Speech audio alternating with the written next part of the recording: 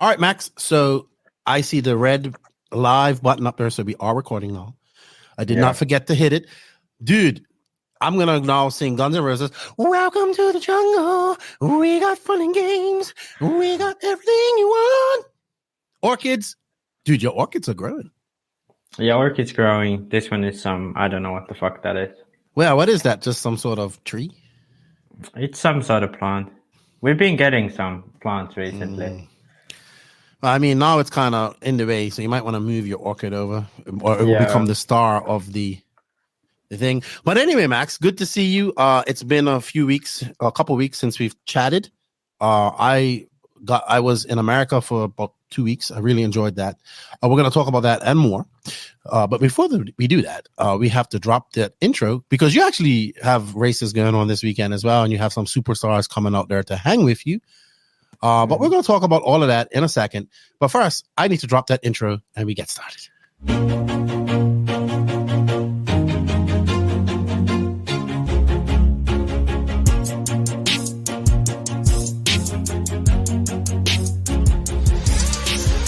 Nitro is the glory, but e-buggy pays the bills. Welcome to the No Name RC podcast. Get ready for some serious bench racing. But be warned, we speak our minds, express our thoughts, and sometimes things can get a little rowdy. Hate, and he just was influenced by the hate coming from the left, the hate coming from the right. And let's get back to more club racing and less of this grabbing racing. It's hard not to be arrogant when you're always right. Yeah. See what I mean? That's exactly why people call you arrogant, Max. You may not agree with everything we say, but it's definitely worth a listen. And our pick, can you stop whatever you're doing? Join your host, Leslie the Great, with co-hosts and guests as they get together to chat RC. Hey, after that race that I watched this morning, I have to talk about it.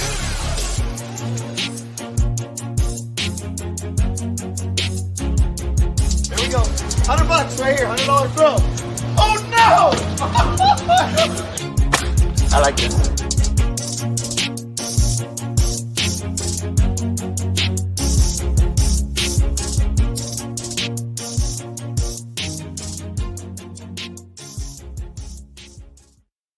Yes, indeed. Yes, indeed. Nitro is the glory, but e-buggy pays the bills. What's going on, everybody? Welcome to episode number 249 of the No Name RC podcast. I'm your host, Keenan White, a.k.a. Lefted the Great. And over to my virtual left is the arrogant one, the professor of everything. We have a little bit of static coming off something there, Max. So maybe you got to check something. It was just now, like when you moved just now. So it's probably that, probably that rubbing up against your infamous shirt that you now wear everywhere. Yeah. You know, that plaidish type of shirt that I saw you wearing at the Euros, and like now you're wearing it again. But over to my virtual left is the arrogant one, Maximus Mortimus, and it sounds like your girlfriend is still putting out that fire in the kitchen. What's going on right now?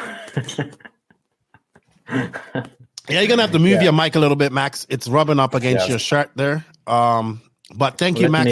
Let me make some adjustments. I'll mute myself. Please do. All right. So welcome back, everybody. We're on show 249 or almost on 250. I think next week we're going to do a lefty off the record, and that's going to celebrate 250. So celebrate that with me next week. And also I have another podcast as well. Fingers crossed it's going to be a world champion. He said he agreed. He finally agreed to a day. So next week will be the day. Next week will be the time. But with that said, I want to say thank you to everybody out there who supports the podcast, all of the NNRC squad around the world. It was good to see a whole lot of you at Wicked Weekend. I'm going to get into that. And thank you to everybody that just supports the podcast. The YouTube is growing steadily. We're up to 4,100 subs now. We did hit 4K a few weeks ago. Let's try and get 5,000 by the end of the year, please. So if you haven't, go to the YouTube, hit that like, hit that sub, hit that notification button. I realize a lot of people also listen to this on audio.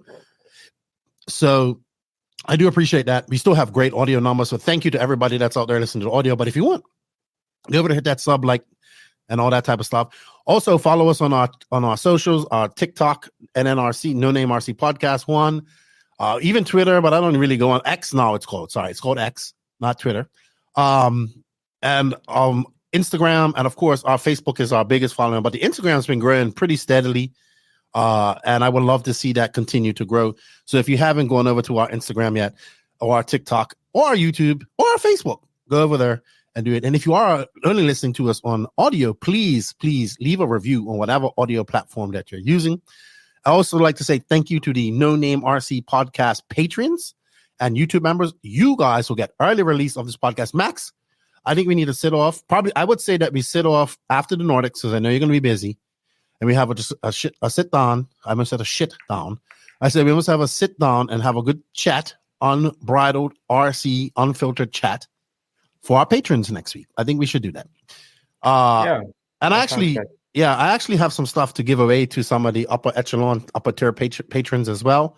I just got to get that all organized. As you guys know, I don't live in America, so shipping stuff is a little difficult. But I do have it in America. Also, I would like to say thank you to all of the companies that support the podcast. Remember, everybody, we have links for all of them in the written description, as well as links for the YouTube membership and Patreon. So if you wish to support the podcast just a little bit and financially help us out a little bit, we greatly appreciate that. We have links for that. But these companies help us out. If we have links, we have coupon codes, we have affiliate links, whatever you guys can do. Some of them don't have any affiliate links or coupon codes, but if you can just let them know that you heard about this on the No Name RC podcast, it greatly helps us out. They are invisiblespeed.net, High Tech RC, Sun Pedal USA, Sidewinder Fuel, Mayako, Beach RC, Techno RC, Lugs Racing Tires, Clinics RC, Ignite Design RC, got my Ignite Design RC gas truck, donator kit, tires, engine, and the conversion kit. Thank you, Jimmy. I appreciate it. Thank you, Hunter, for bringing that to me. Racecraft USA, I really like their new Waffle House swag that's coming out. I like Racecraft because they just have that skater vibe, and I really like what they do. Shout out to Carl RC. Shout out to my boy Dany of WRCE. We work together. Connie of House of RC. And of course, shout out to our NNRC drivers. They are David Runhook, Jared Tebow, Robert Badier, and Alexander Hagberg. Thank you to all of those guys. And hey Max, it's good to see you. It has been. Yeah. I literally got home at 6:30 in the morning on Sunday. After my flight was delayed about three hours. So I kind of slept and just rested yesterday, Sunday, Monday. Yesterday I was really, we're recording Wednesday. Yesterday I was really busy. I had to go pay some bills with my wife.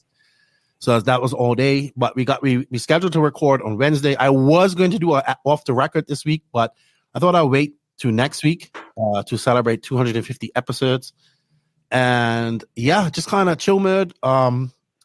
For many that don't know, I went on like a mini vacation after Wicked Weekend. So a lot of people are like, when is the podcast going to come on? I was like, dude, I'm kind of on vacation because I have my son. And the plan was that after Wicked Weekend, we went back to Fort Lauderdale. And then we drove up to Orlando where we spent the last, I wanted to take my son to Universal Studios. We did some club racing, all that type of stuff. So I was off the grid for a while. I don't go off the grid for much. I'm always on the grid, but I was off as much as I could be. So whoever sent me a message or who asked me a question and I did not respond in that time, I probably was busy driving or just spending time with my son doing our vacation thing, which I wanted to do. And as you know, Facebook messages get pushed on, and sometimes I just forget them. So I wasn't not answering you. I was just in vacation mode, which was really good. I really enjoyed Wicked Weekend and the time afterwards. So I just wanted to say some special thanks to people before I move on for that, and some shout outs because some people made it really worthwhile. First off, I want to say thank you to Dave, RaceTime Entertainment, Lance, McDonald, Danny Paz for organizing everything to get me there. The Waffles made it happen. Thank you 1010% to everybody that supported the Waffles. I know we couldn't be at these races without them. We have another one coming up. I'm already got my tickets for RC Pro-Am and I think RC Pro-Am and Peach State as well. So I will be attending those races. But we still need to generate funds because there's a lot of races that I'm going to over the next. I'm actually busy. I think at the end of the year, I'm going to actually be in America for almost 4 weeks because it's one race after race after race after race. I'm just going to stay there But I think from now until end of November, I'll be at least traveling to America once a month, which is great. I enjoy this. I had so much fun at Wicked Weekend. I had so much fun taking my son to that to see what I do. And so thank you to those guys for making it happen. Thank you to everybody that supported the Waffle to make it happen. And I wanted to say some special thanks to some people that even made it even more special. I want to say thank you to my friend Blake Baker, who was just cool. Like, just him and I have become really good friends over the last year. He's into RC boats now because of me. But he actually organized a catered barbecue dinner for my birthday, because my birthday was at Wicked Weekend. I turned 45. If you guys want to know more about me and my birthday, you can listen to show 248, which is my story. But we had it was also another racer, an older gentleman from Georgia. It was his birthday, so we kind of celebrated together. Robbie Lynn, I think his name was. Dude, this food was off the chain. It was like barbecued pork. It was like catered for 40 people, macaroni and cheese, coleslaw. And then I was introduced into something that is absolutely magical that I've never had before. It was called banana pudding. And my taste buds were like in overdrive. And he goes, yeah, try some banana pudding. I was like, banana pudding. Dude, where has this been all my life? And I was like, you never had banana pudding? I was like, no. So it's like vanilla wafers with whipped cream, with chocolate, with bananas, with peanut butter, all mixed all up. And this is one of the best things I've ever eaten in my life. I'm upset I didn't go in. I was so full. I didn't go in for seconds. But I wanted to say thank you to everybody that came, that wished me a happy birthday as well. I greatly appreciate it. I want to say shout out to the Manchanda family. I saw them for the first time since the Nationals, and they gave me a nice birthday card, which I greatly appreciated. So thank you to them. His sons actually drove very well. Nice family, good people. Thank you to everybody that treated my son really good, even though he doesn't speak English. A lot of people come out speaking English to him. Is like, he understood, but he is very nervous about speaking English. And it was fun, man. I had a freaking blast at Wicked Weekend. We're going to talk more about that later on. But I also wanted to say thank you because I then went to, I have to say these thank yous now.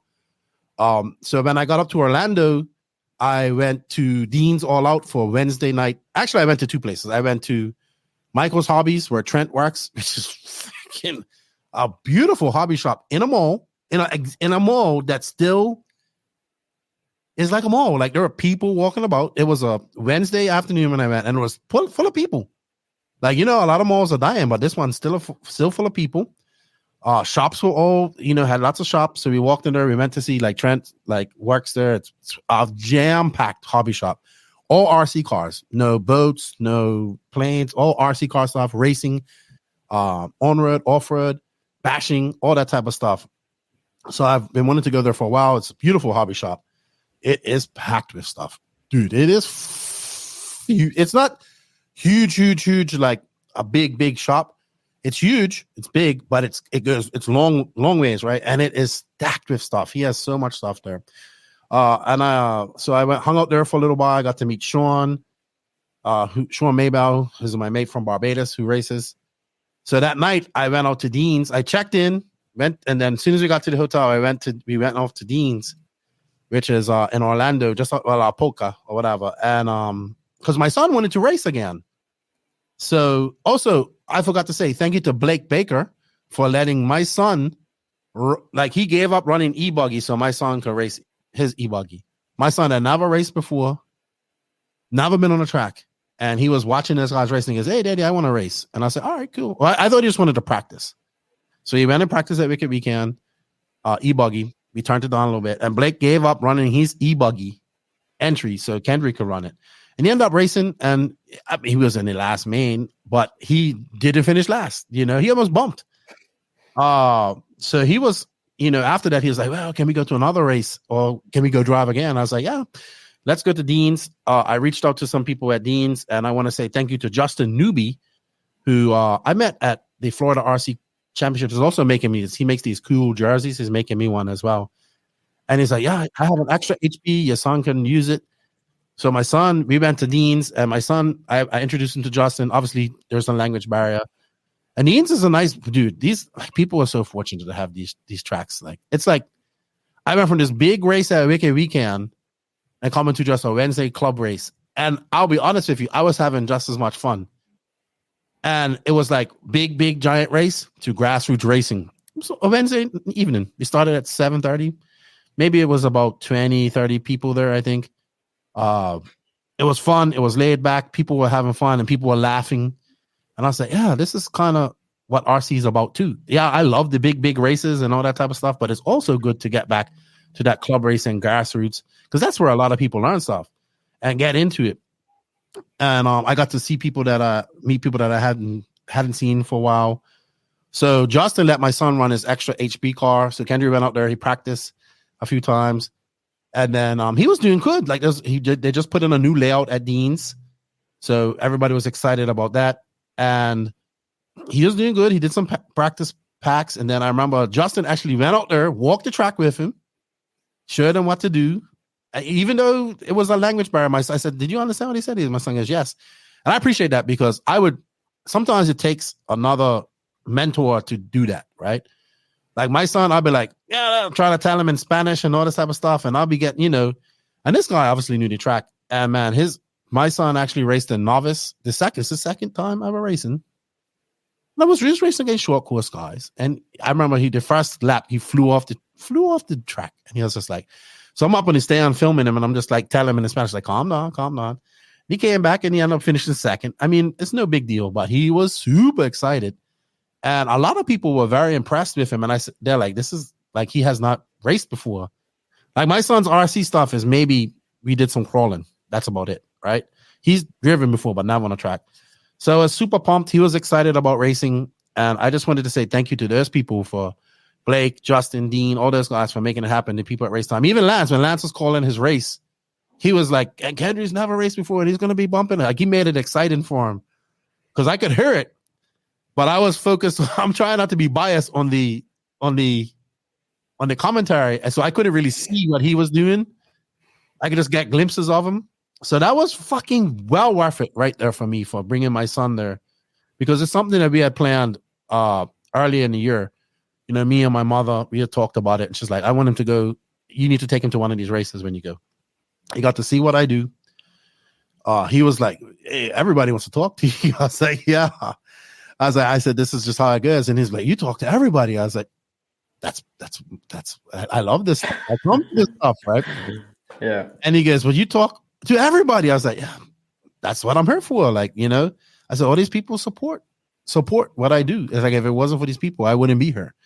So this is my family, and this is your family, because you're here with me, and they know that you're my son. That's why you gotta learn English. So it's excited. It's like, when can I go again? I was like, well, we'll aim to go next year. Now I have to really work on getting a track built here. Well, he's like, let's do some RC when we get back. I want to run Nitro. I was like, okay, you're definitely my son. And he's super excited. It's good because I want to get him out of the gaming. He loves gaming, nothing wrong with that. But I want to get him out of the gaming, going outside. I have projects to do. We have boats to run. We have all this type of stuff. We have RC cars to do. So that's going to be good. And I know my daughter's going to get involved. So hopefully we start doing that.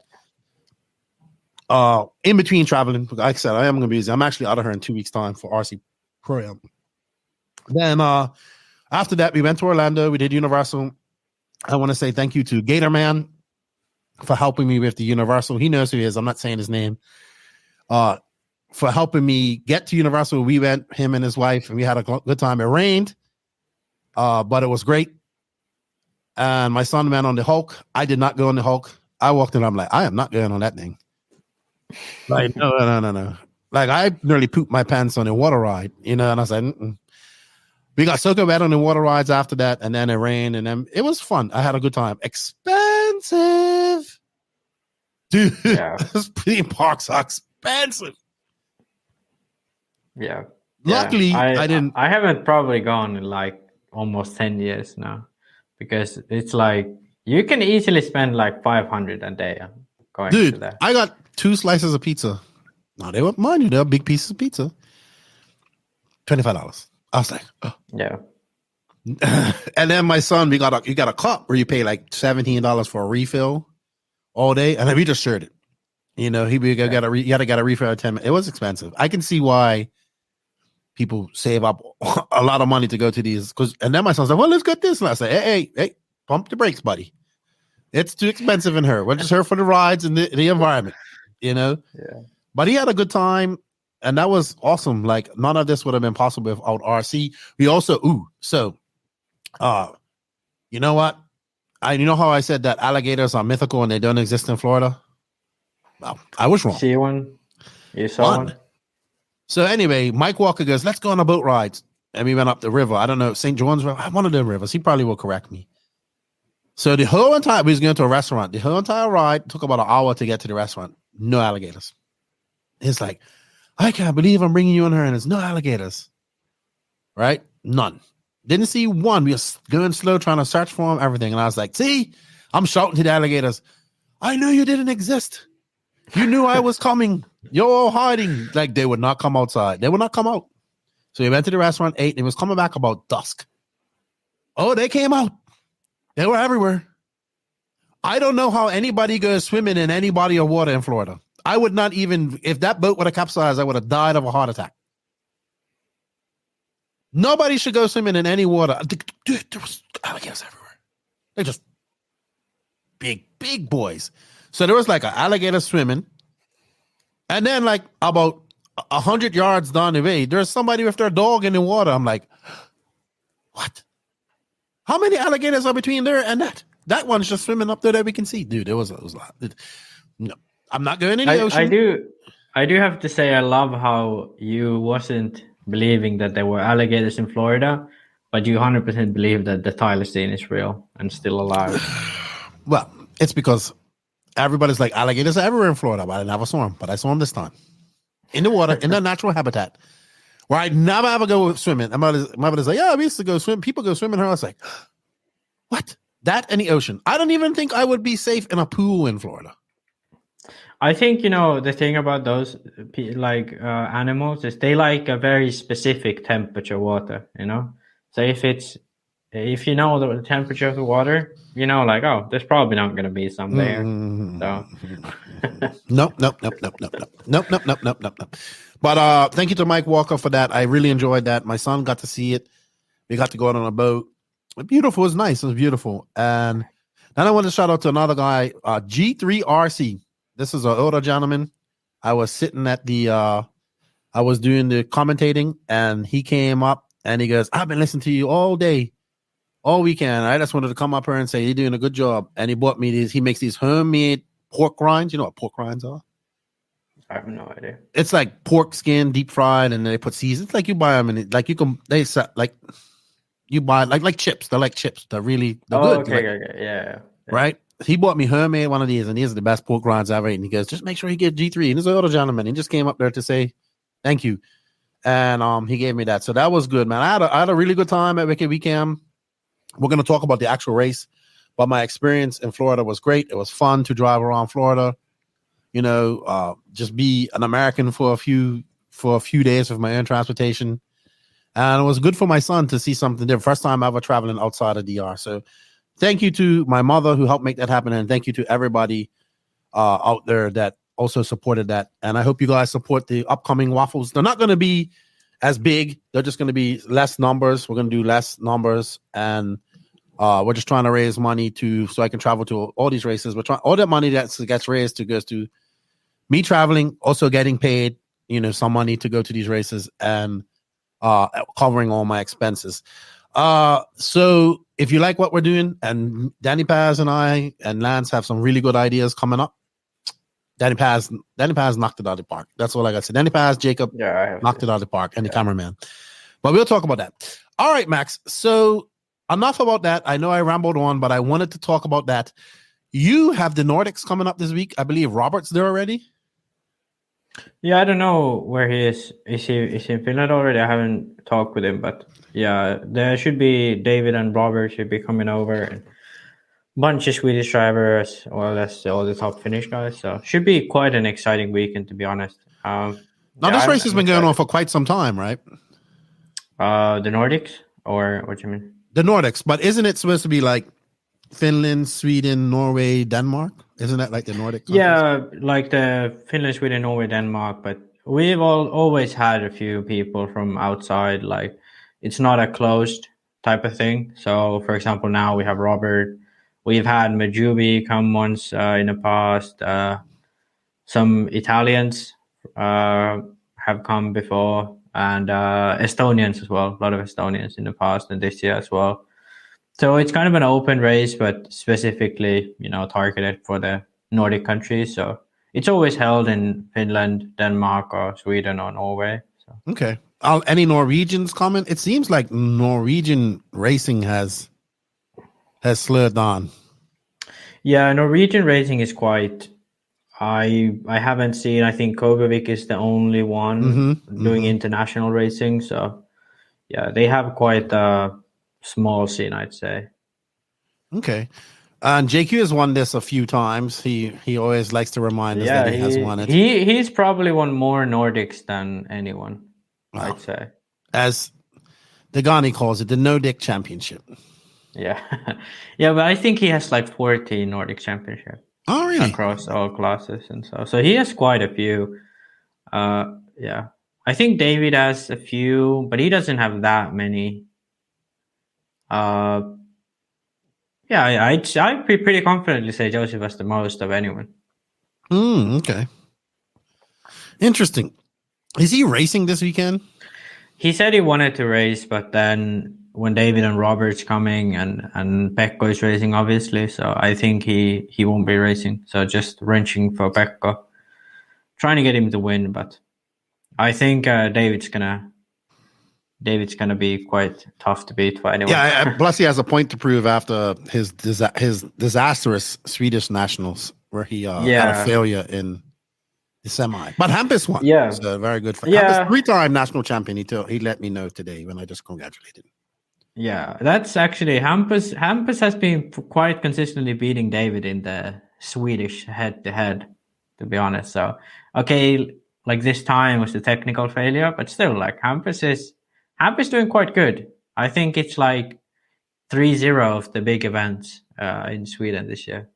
And the one in Denmark, I believe he won, right? Yeah, he won the, what is it, NXC. Yeah, NXC. He won the warm-up and the race. Yeah. All right. So good stuff. I look for. There's going to be no coverage. Well, is there going to be coverage? Not really, right? Just some videos. The Nordics? Yeah. No, I think. I mean, it depends. Really, of we get everyone there. Who the video coverage. We'll try our best.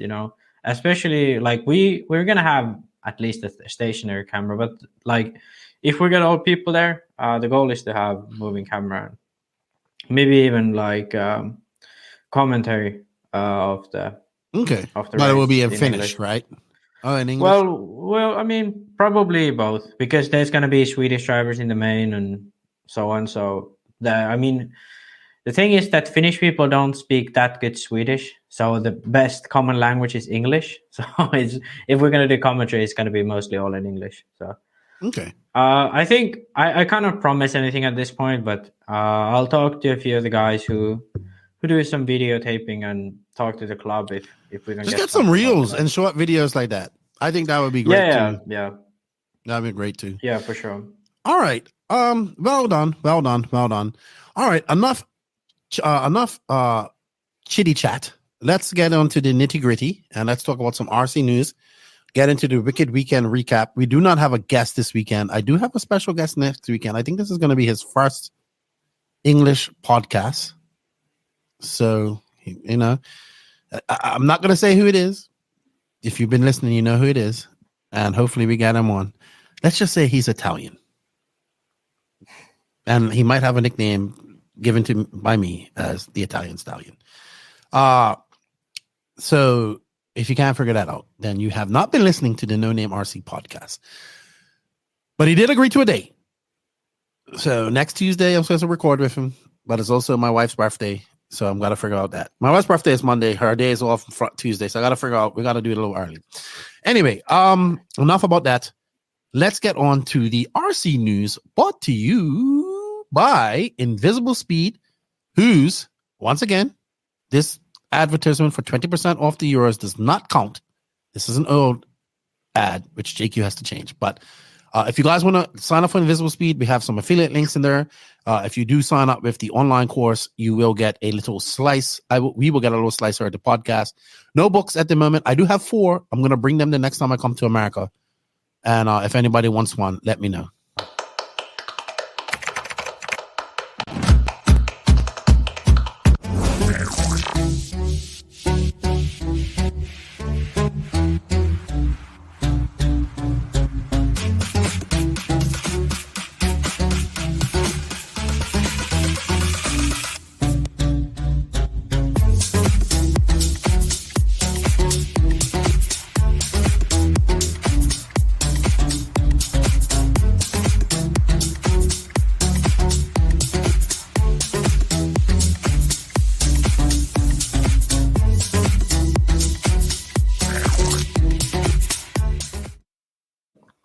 Thank you to Invisible Speed for all their support. Also, this is brought to you by High Tech RCD, RC, who has really been busy. I just saw that the guys were at Axial Fest. That is an event I really want to go to. Mike Mayberry and the High Tech guys are there. Their social media is getting really good. High Tech is definitely pushing to get back into the racing scene here in America, well, around the world. Obviously, we're signing a big name like David Ronnefalk. But High Tech also celebrates 50 years of business this year. Congratulations to High Tech and their contributions to the RC industry over the last 50 years. They just released a new charger, which I like to get, the RDX 1000. As I blew up one of my older chargers, I'm going to have to get another one as well to replace that. So maybe I'll get one for myself. But they've been a big supporter of the NNRC and myself. They've also helped me out traveling and whatnot. So I greatly appreciate their support. It's crazy to think that I was using these servers 20 years ago when I was racing back home in Bermuda. And that they're still great servers. I have my servers to put in my Mayaka, which I'm going to finish here. And just great to have them on board. Thank you to High Tech for all their support and believing what we do here at the NNRC. If you want to check out their products, you can go to hightechrcd.com/where to buy and get yourself some High Tech products and tag me when you do that, please. All right, Maxi. So not too much news. Let's see what our notes say here. But we have a lot of racing going on over the next couple of weeks. We had a lot of racing going on over these last few weeks. I don't know if we're going to, we might as well go into the news. So we had the EFRA 1/8 scale on-road championships being held at Villarreal, Portugal.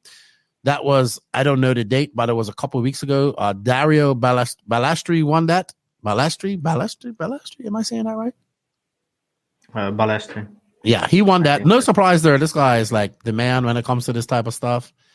Especially in Europe, he's pretty much the number one. I mean, Kurchbo and I don't know. I think, Peach used to be quite good, but recently I think he's been more focused on just being sort of a Mugen team manager type of person, designer. But Kurchbo and Balestri, definitely the two top guys from Europe. In this class. I mean, Reiner, he's been pretty good, but he's more of a 10 scale Nitro on road guy. Yeah, you're on mute. I did not watch any of this because I believe I was traveling, right? Or I was in, I think it was the same weekend as Wicked Weekend, if I'm correct. I believe it was same weekend. Yeah, same weekend as the Wicked Weekend, and I have to say, like, it was quite an underwhelming event, to be honest. Like, Nitro on road it's weird because sometimes it seems like it's gaining up more ground. Maybe because it's not World's year for the 8 scales. I think it's World's year for the 10 scale. No, it's a world year for 1/8 scale. It's in Japan. Okay, so because last year was World's year for 110, but maybe everyone's just getting prepared for the Worlds. But to me, it's just, I don't know. Nitro on road, to me, especially in Europe, it seems to be struggling quite a bit. If it's struggling in Europe, it's dying in America. But it's just not as big as it used to be. GT is huge. Yeah. And that's kind of the thing that all in all on-road classes are not doing as well as they used to. Mm-hmm. Like touring cars, like modified is almost close to dying in Europe. Stock is doing quite well in Europe, to be honest, but modified is pretty much dead apart from the very top level. And in America, I guess pan cars are doing quite well to some extent. Maybe the stock GTs are doing better. But yeah, outdoor GT class is taking some of the drivers out of like on road. In Finland, it's actually doing quite well, which is surprising because I mean, it's still not great. They have about 20 entries, but it's kind of like steady, yeah. But I think right now we're seeing that it's pretty much 8 scale and 10 scale that's doing well. And even 10 scale is struggling to some extent. Mm-hmm. Mm-hmm. It's very regional. Like some regions have so much 10 scale. But 8 scale is kind of doing well anywhere, really. Yeah, I would say in America, it's on-road is not what it used to be. Like, obviously, like back in the Barry Baker days of parking lot touring car race. I think that's kind of where it kind of needs to go back to. For that, like with the GT cars, you can do them in parking lots as well. But GT is popular in Latin America. And speaking of that, another announcement that Costa Rica actually has gotten the 10 scale Nitro Worlds for next year, which I think is great. I think it's at Clay. Yeah, that's amazing. Yeah. He has a very nice track. Costa Rica is probably the biggest, besides Mexico, the biggest pocket of RC in Central America. I know they had the off-road's coming back because it kind of died for a while during COVID, and then the guy actually made an on-road track. So, congratulations to all the Costa Ricans on there. I have a few friends on there. It's good to see. And like I said, we have the GT Worlds coming up this year in Australia, and then we have the GP, which is the on-road GP F1 fast cars, which we're talking about now. Yeah, that will be in Japan. I think that's going to be huge because it's going to be in Asia. It still seems to be a big class in Asia and whatnot. So, but maybe, just probably dwindling because it's a very expensive class to run, right? Tire. Yeah, it's engines are the problem. Yeah, well, it's not only. I mean, engines are compared to 8 scale. It's like you have to have at least 2-3 engines per race, like per big race like this, and it's still the same price as any like off-road engine. And then, but not only that, the cars are super expensive. Like the Infinity kit, I think it rounds out about 900, 1,000 for the kit. Really? Yeah. And then if you hit, if you crash, it's like splinters.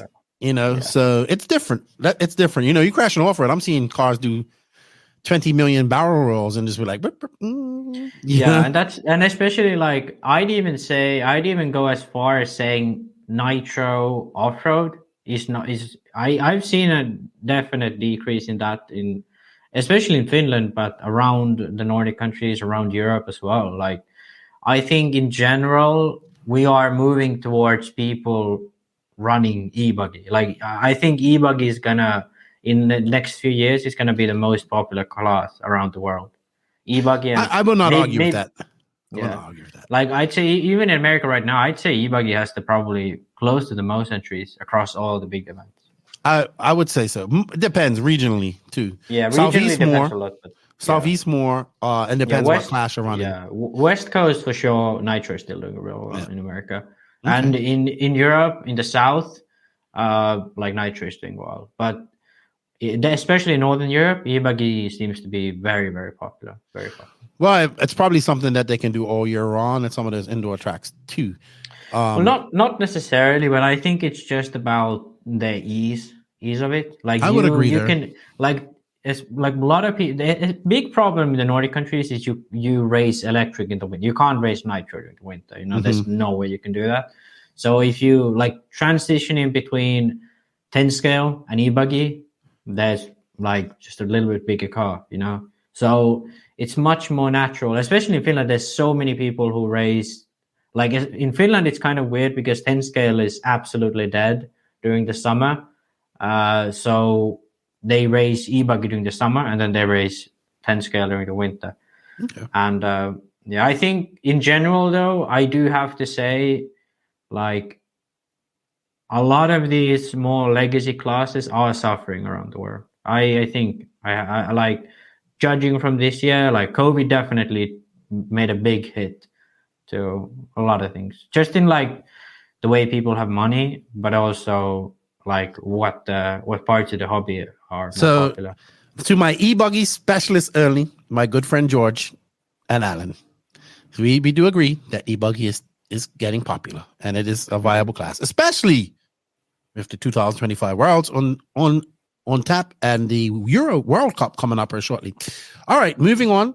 We had the EFRA Large Scale Off-Road Championships this past weekend. Wesley Van Helmen came first, won two-wheel drive, and I am not going to try to say that name. Sven Suhard Lubenhöller. Oh, that he won the. I don't know that one. Sven Rudeler won the four-wheel drive. Okay, so let me try to get the. I think it was the Dutch guy who won the. Yes, he was. Schern. Lubelinkhoff. Yeah, that's what I would say. I have to say that's a tough one. Yeah. But this is two-wheel drive. Yeah, so he was second in two-wheel drive. And then okay, we don't have the short course results here, but no. But I don't know who all these people are.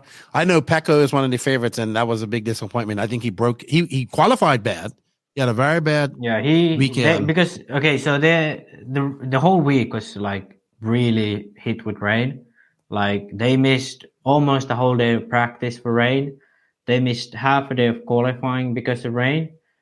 And also the Saturday, which was supposed to be the finals day, the forecast was looking really bad. So they made a decision at the team managers meeting to run the finals on Friday. So they ended up running only two qualifiers, and then the finals on Friday. And Pecco managed to break in both of those qualifiers, so he was the last after qualifying. Then he bumped up all the way to the semis, and then he broke in the semis again. So not a great. Yeah, I got a few messages from my friends like Connie, and then my buddy who has Alcon Motors. They all like Pecco a lot, and they're just disappointed. I'm sure he was disappointed too because he's the champion in this as well. So, and last year he flamed out. Yes, he did. I remember that. That was at in Austria. In Austria, like with a couple corners to go, he ran out of fuel. So poor Pecco. Well done to the large scale guys. It's large scale is actually a viable class over there, both on-road and off-road in Europe. And then of course we had the EFRA 10 scale touring car championships, which happened the weekend I was actually in Florida on vacation. And no surprise there, Coelho wins, Ronald Volko second, Arlovsky third. So, and this was, like you said, this was the mod class. I would say that this is probably how it should be. Mod is for pros, and most of these guys are pros, and then the stock class is for the other guys. But Bruno Coelho, we was trying to figure out how many that he's won, and we don't know. So, I should have probably checked on this, but he's won a few. I don't know. I don't actually. I can't be sure if he's won a European Championship in touring car before, because Ronald has won them quite consistently in the past. But yeah, Bruno has won so many things; it's hard to keep track of what he has won. Probably easier to say what he has won. I really wish he would run Nitro. I really do. Nitro on road. Yeah, I mean, I really wish he would. Like 8 scale, he's right there. He's in Portugal. The race was in his country. I wish he would have run that. I don't know if he did or not. I know y'all Figueiredo ran it. But I think X-Ray kind of went out of. The main reason why he doesn't run is because X-Ray doesn't run. They don't race Nitro classes on road classes anymore because they run GT. They run GT, but because do they even have an 8 scale Nitro car anymore? I mean, they still produce those, but they don't have any. They don't attend any big races, and that's just because of Infinity. I don't know why, but like since Infinity came, they quit everything. Interesting. All right. Also, let's move on to a few other announcements. World's announcements. Finally, they must have listened to us after our last rant. It's going to be in Brazil at Casa. I knew this was going to happen. I've been talking to the guys from Casa. Actually, I was just talking to Fernando yesterday because they're looking at planning the warm-up race, right? So we knew this was coming. And I knew what was going to come right after this, which was a whole bunch of complaints about it being in Brazil, because there were a whole bunch of complaints about it being in Brazil in 2020, and it was supposed to happen. Now, a lot of the complaints was that it was too far away because you had to fly into Sao Paulo, and you had to drive 4 or 6 hours to 8 hours to the other track or whatever. Well, now it's right in a main hub. It's in one of the biggest cities in the world, like literally 22 million people in this city, right? And it's in the descent, like it's right in the city. It's not far from. I've been to this track. We've stayed there. We've been all around the area. We've had fun there. So the main thing is there's a lot of concerns of safety, mostly, I would say from Europeans, but mostly from the American racers. You know, I talked to a few at Wiki Weekend who has flat out said, I'm not going. And I'm obviously trying to change their mind because I've been there. Don't get me wrong. I understand that there's valid thoughts about safety, right? This is a third world country. This is it's a big difference from a lot of countries that people go to. And I know there's a lot of social media, a lot of freaking news that I don't even watch, that this countries like where I live here in the Dominican Republic, all these countries are like these evil places where everybody gets killed. It's not like that. It is not like that. I think a lot of those fears and those ideas of safety are kind of rooted in a lot of misinformation and a lot of conspiracy. I'm not saying it ain't. It is perfectly safe, and you could walk down the road just throwing money around. You have to be smart. Like, you have to be street smart, right? And also the people that are putting on these events, like the Brazilians that are putting these are people like you and me. Like, some of these people are like uber rich, like middle class to uber rich, right? And there's doctors and lawyers and all this type of stuff. So they're just regular people like us that are putting on this race. And I'm pretty sure that they're not going to, the goal is to not let anything happen to you. And another concern was about customs, which is a legitimate concern. So customs in these countries are very corrupt. Like, it's just flat out corruption, right? So I remember everybody's talking about, well, in Argentina, we had to pay $500 to get our stuff through for customs and all this stuff, blah, blah, blah, blah, blah. Some people did and some people don't. I understand all of that. I expressed these concerns to the guys at CASA. I said, safety and customs are going to be a big thing for a lot of racers, right? So, but here's the positive things about this race. It's going to be, we ain't going to hear the complaints about it being a permanent track, like we heard at Redovon. We ain't going to hear complaints about other racers having unfair advantage. Yes, the Brazilians will get there, and the recent guys, there's some fast South American guys. Will they be in competition with the fast guys in America? Probably not, but they'll be good. They'll have a fresh. I know I was talking to the people that they're going to build like a whole new track. They're going to renovate the facility. They're going to make it ready. They're going to pump money into this, right? To make it a great facility and make it a great world. They want to make it good. So for people that are complaining about, oh, it should just be in America, or it should just be here, or it should just be here because America or Europe have the biggest races. Well, here's how it works, right? There's federations.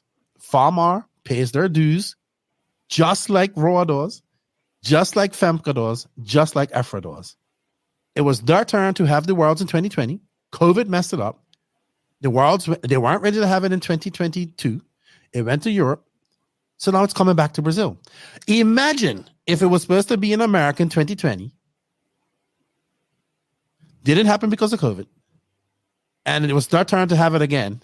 Well, they were going to have their turn. And they said, no, we're not going to, no, we're just going to go, we're going to continue on.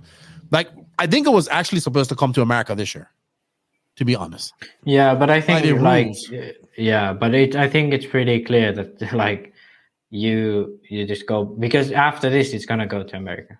Right. So imagine if it was supposed to be in America in 2020, didn't happen, and then they didn't put it in America this year, people would be kicking shit, right? They would be so upset.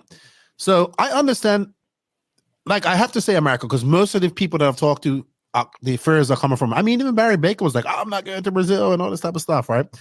So that got announced. It seems like people kind of, I had a Facebook post, we were like, why are you celebrating this? And I stick to it. These people deserve to have their worlds, just like any other block. Mm-hmm. The thing is, the only time I don't see people complaining about the worlds is when it's in America. Yeah, I think it's like here's the thing also, like when the worlds are in America, like Europeans don't complain. Like now it's in Brazil. Yeah, there are some Europeans who complain, but every time it's not in America, Americans complain. That's It is. like, They complain about Redovon. They threaten not to go to Redovon. All this type of stuff, right? Yeah. The thing in Redovon was the permanent track, and it's too expensive, and it's this and that. The only time they don't complain is when it's in America. So they'll get their chance next year. And so that I also made a post, which was, so for people that are like, well, no Americans are going to go. This is not the first time that no Americans have boycotted races. So they boycotted the 10 skill Worlds in South Africa. I don't know the date. Everyone did. Okay. Yeah. Now, I'll be honest with you. Brazil and South Africa are not the same. Like South Africa's in a little bit of a turmoil, stuff like that. I'd still go there. I would still go there tomorrow if you said. Now, if you said just putting this in Iraq, Afghanistan, Syria, Ukraine, or something, I'd be like, okay, we're not going there. But if you said, like, I have no issue going to, like, I've just literally came from Brazil, and it was awesome, right? Yes, you have to be careful. You have to be safe. If Jake could go out on a Saturday night or Friday night, I think it was Saturday night, come home at 5 o'clock in the morning, full pissed, and nothing happened to him, then you guys will be able to go out. Just don't go on and be stupid, right? Yeah, so, and I think it's like, to me, it's silly because the reason they are, it's not really that South Africa is so dangerous. No, Brazil is so dangerous. Because if me going from Finland, one of the safest countries in the world, I looked at the crime statistics and I would think like these Americans think, going to America would seem like a stupid idea for me. It would seem so unsafe. Like, the amount of crime difference between Finland and America is more than between America and Brazil, you know? Well, so, any like, country that whole can argument, happen, right? Yeah, and that whole argument to me is stupid because, like, America already is one of the highest in crime statistics. And right, but I have no fear of going to America. No fear whatsoever. Don't get me wrong. Don't get me wrong. I understand some of the concerns, but I think you have to just be like, all right, let's go. Right? Don't be flat out be like, so you heard people and also this is 2023, 2024. A lot of things have changed since we traveled to Europe, people traveled to South America for a race back in 2012. We're talking about 12 years ago. Social media is bigger, camera phones, all this type of stuff. Everything's different. Like everything's caught on video now. Right? Yeah. So I did a post where I said, what's on my mind? Jakarta, 2006. Everybody came back alive because that's the last race that was boycotted by like a lot of top Americans. No Tebow, no Mayfield, no Cavaliers. These guys were in the prime of their career, right? Yeah. And it was 2006, and that's when Pavitas won it. Now you look at the team, because then guys posted teams like Bradley, Courts, Smoker went, Dany. Dany always says, I almost won that Worlds, and Igon almost won it. Well, Joseph almost won that Worlds. Like, no, he almost made the final. He almost made the final. No, he was leading the semi before he broke. Right. Yeah, so, but Pavitas won it. Everyone almost won it because everyone broke. Yeah, but let me put it, Pavitas won it, right? And there's no asterisk next to his name because all the top competition wasn't there. So if these guys don't choose to go, I hope they change their mind.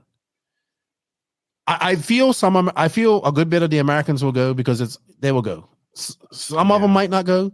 I hope they change their mind. I hope we got all of them to go, right? But I feel if you don't go, and I may feel Cavalieri, obviously Tebow's going to be retired, but if you're in that level, this could be the Worlds that you win. You don't have many of them left, right? Mayfield probably has 2. Cav, maybe 2. 2 where I feel that they can win. Maybe not Cav too much. After Wikipede and Cav look good. I'm just saying, I am a different person.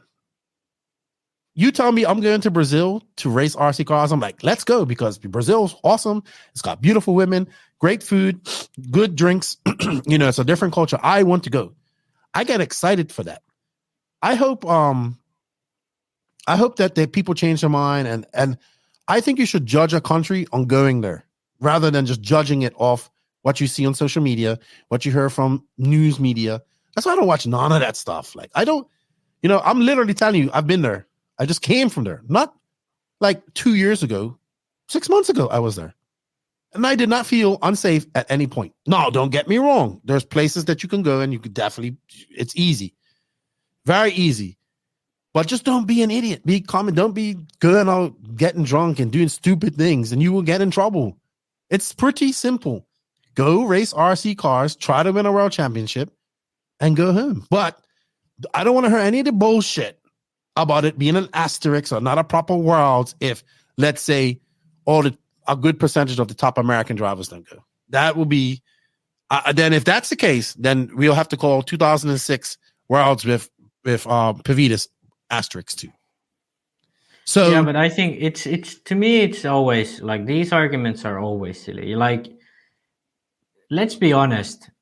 The real reason why people are not fan of it is because it's not in their backyard, because they don't have an advantage. That's the thing. Like, it doesn't. If the event was held in somewhere in America where no Americans live close to, they would complain. Why can't it be in Thunder Rally? Why can't it be in Thornhill where everyone goes to like once a year? That's like the whole thing about this. Like, they won't stop. It's always the same guys. They always have an excuse. Oh, it's so expensive. Oh, they have permanent tracks. Oh, what if I can't get fuel there? Like, they will grasp for the silliest of excuse they can have just to not go there because they're afraid they will lose. That's like let's be honest here. They are afraid that they don't have their usual advantage, and that's why they are scared to go. Like, they will have to do something, go out of their way, sacrifice a little bit of time preparing for the event, or think a little bit more than normally to earn their paycheck. And that's the thing. They don't want to do anything because the life of an RC pro is so difficult, right? Like, so difficult. I don't know. I'm cut from a different cloth. I want to go to Philippines. I want to go to Brazil. I think those people are cut from a different cloth. It's like a paper thin little silky thing, Oh my gosh. Little snowflake. They're gonna be. I want you guys to notice. He said it, not me. I don't want. But here's the thing. If you think I'm talking about you, why do you see yourself as a little snowflake? I'm not saying any names. If you think you have excuses, if you make those stupid excuses, you are the one who sees yourself as the snowflake. I'm your therapist now. So, like, don't blame me for your own, like, self-consciousness and things that make you think that you are not having it easy enough, okay? Because I always hear these things. Like, it doesn't matter. Same thing in Finland. Like, if we race some race in a track that's not the home track for one guy who usually is in the top 5, he's going to complain, oh, why do we have to go? It's like fucking 2-hour drive there. Like, I want to drive in my home track. Like, bitch, shut the fuck up. Like, sometimes it's your home track. Sometimes it's someone else's home track. Max says, bitch, shut the fuck up. Yeah, like, to me, these kind of things are, like, people feel so entitled to always have an advantage on themselves. And it's the same with these people who always say, like, oh, like, they make up any excuse. Like, they may, like, fuck, if it was some country that was really expensive, like the conversion rate for money was tough for them, like, they would be like, oh, I can't go there because, like, Coke costs €5 or whatever. Like, they'll always figure out an excuse. It always is an excuse. Yeah, and I think those people shouldn't just be listened to. Like, those people, they'll go if they go. They won't if they won't. If they don't want to go and they don't win a Worlds, they can't complain about it. Exactly. And that's something that Pavita said on that post. He goes, don't live in fear. Go where you want to go. And he goes, the race will go on with or without you. So then Bradley messaged me, right? And he was like, if they don't go, I'll go, right? And then he was telling me some stories. He goes, hey, I'm going to tell you some incidents. He says, I nearly had to stab a taxi driver through the throat during a race in Indonesia, in Jakarta, because he thought he could kidnap me. He was basically saying he didn't want to drop a poop in the squatting toilets there. So he wanted to go back to the hotel. And the taxi driver, like, tried to take him somewhere else. And he took his tuner screwdriver and said, you take me to the hotel. Okay, this 2006, no different. That's how you carry yourself. And that's what I would have done. I would have been like, I'd have gripped that guy around his throat and been like, you take me where I gotta go, right? Then he was like, another story about the 2003 Nitro Touring Car Worlds, which is at Junjai, where we was there. He goes, it was a shooting at a red light we were sitting at, was in a car with Tim Long from Yugen USA, Mike Swagger, and Robbie Collins. It was late. We came to a red light with a motorcycle on its side. On one side was a group of people, and on our right side came someone with a huge silver gun blasting the crowd. A few days before that, someone shot a dog point blank at the hotel. Okay, that's a little bit crazy, but it's for me. I heard shots all the time, right? Yeah, I mean, the thing is, like, even in America, I've had like shit like this happen around people. You know, I mean, that's a little extreme. I'm not saying. Look, I had my buddy from Rio send me videos where they're coming back from a race and they're like had to stop on it. Like, there's a big fight going on between cops and the gangsters up in the favelas. I went to Sao Paulo. I didn't get to know favelas, but they're right there. I didn't see any of that. Rio is a little different too, by the way. He goes, Argentina pre-rolls got held at the airport. We got held at the airport, and the USS guys were held at least 8 hours and had to pay $400 to $600 to get their bags. I didn't have to. I was the last guy through customs. Drake told me he thought they wanted all of us to stand by this wall. I said, fuck them, and kept walking straight. Adam followed, but a security guard pulled him back. I waited in front of the airport. I guess everyone paid and security divided. That's customs. Now, I'm not saying it's going to be different this time, but shit like that happens. And he goes, this is no BS. I would still go back. I ain't afraid of shit, except taking a shit in a hole at a track with no TP. As the Dany. But these guys were the Attitude Era, right? And they had to travel around the world and do these type of things. There was no social media. There was none of that stuff. So they had to go do this type of stuff. And they enjoyed it. Just go, use some common sense, have some balls, right? Don't be scared of it. And go. Look at it as an adventure. Like, these guys, it comes down to the same argument I have about the European. Why are we getting to this where it doesn't matter, the market doesn't matter? Well, guess what? There's techno drivers, there's HB drivers, there's Mugen drivers, there's Mayako drivers, there's what else? There's all these S-Works drivers, all these people. Like, Brazil is a fucking huge country. It's fucking a little bit smaller than America. 270 million people there. It has its own economy. Like, it ships stuff all around freaking the world out of there. Not only its own stuff, like it's huge. It's like one of the biggest countries in the world. Like, you know what I mean? Go, enjoy yourself, be safe, triumph in the world. Put on a show for the world. That's what you're there for. This is your job. You're a pro driver. This is what you do. Right? Imagine, like a F1 driver, Lewis Hamilton, this guy said, I'm not going there because I'm scared. No. Don't get me wrong. You have valid concerns about safety. Prepare for them. Just be street sense. Like, have street sense. That's all. Yeah, I think, and the thing is, like, this track is what, 15 minutes from the closest airport. It's right in the city.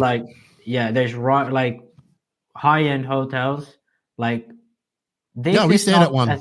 Like, it's different going to a track in the middle of nowhere and like around you are just like fucking really bad neighborhoods. That's different. This is like everything is taken account for. It's like the best you could ask if you go to Brazil, Yeah, we went. So when we went to this race, we met with one of the guys, Nicholas. It was World Cup. So it was hey, JQ, let's go, Robert. Let's go watch a World Cup Brazil play in a bar. And dude, we went to all these. It was packed with people in these bars, having a good time watching Brazil play. You have a really big shadow on your face. I don't know if it's from your orchid. Yeah, it's because it's the sun. The sun is shining. I need to figure out. It was just like good. It was like anything normal. Mind you, I live in Dominican Republic. It's a little different here. So I get that. I'm kind of used to that stuff.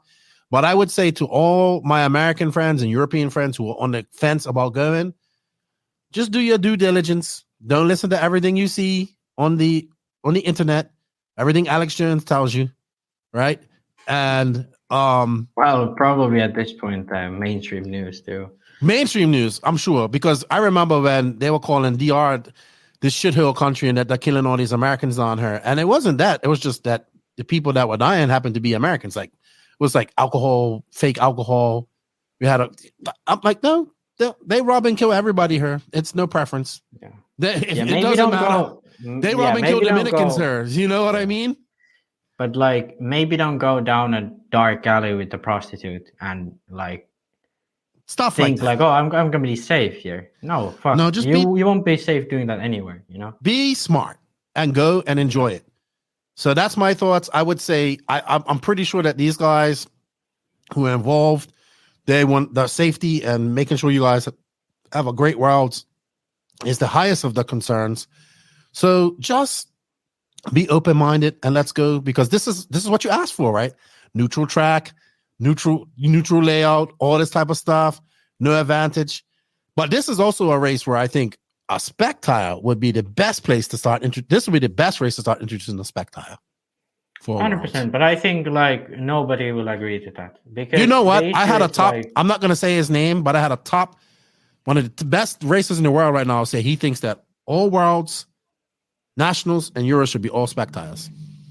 Well, yeah, that's like if you logically think like a smart person would, like that's the only sensible option. Like there is not a single racing series where tires like. Okay, bikes have open tires, but bikes are very different, you know. Any four-wheel drive racing series in the world, they have open spec tire.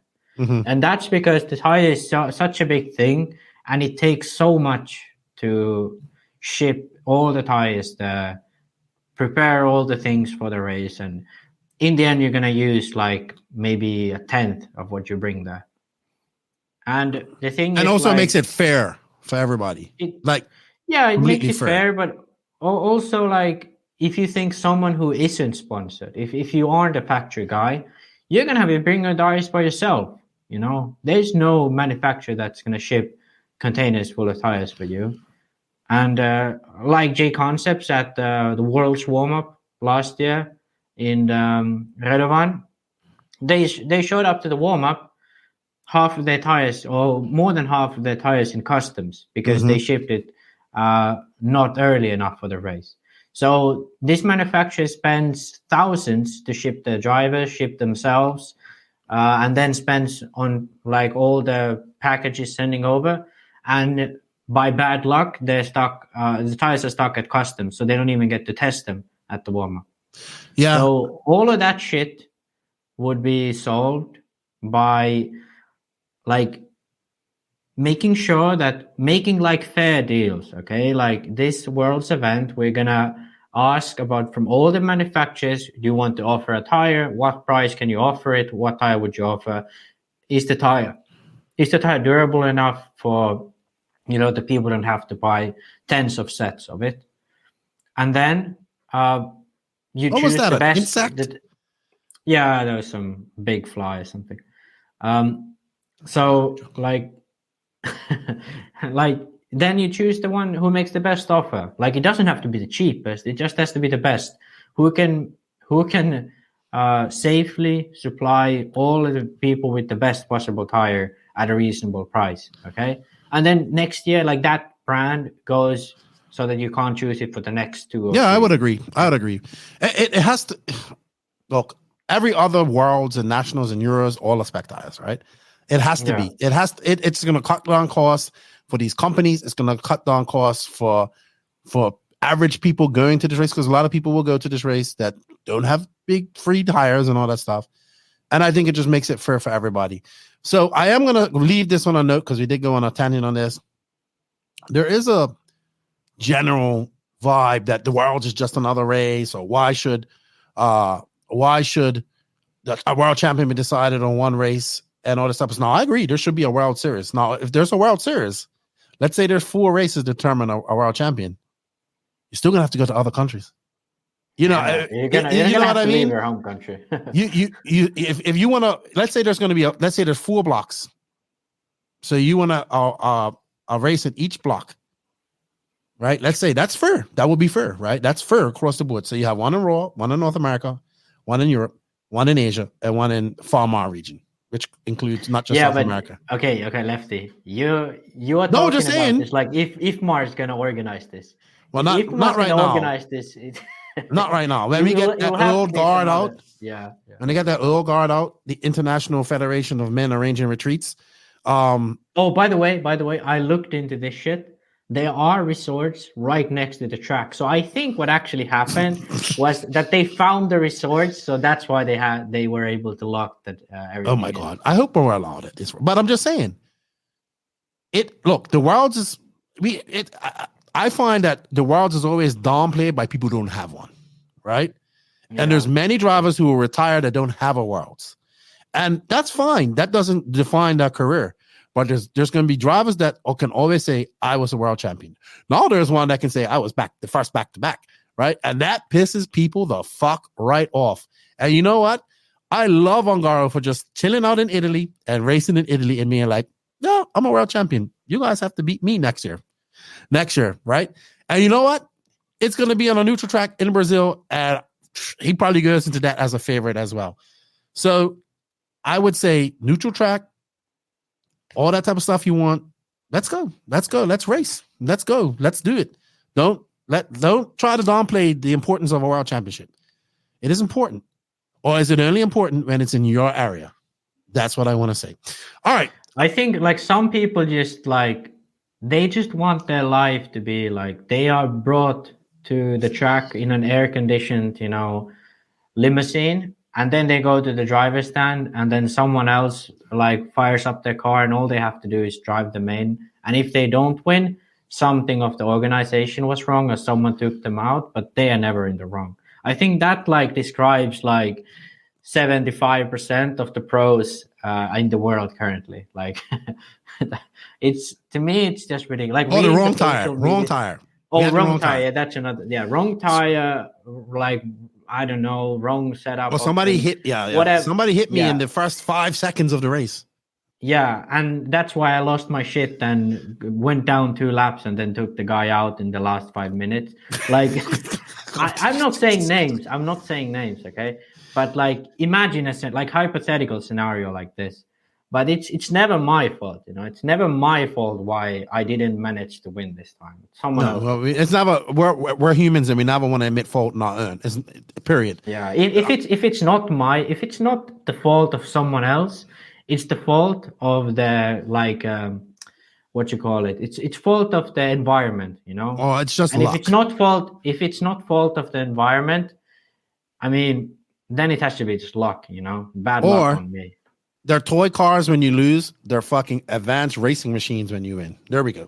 All right. So, let's move on to a few things. We have some races coming up.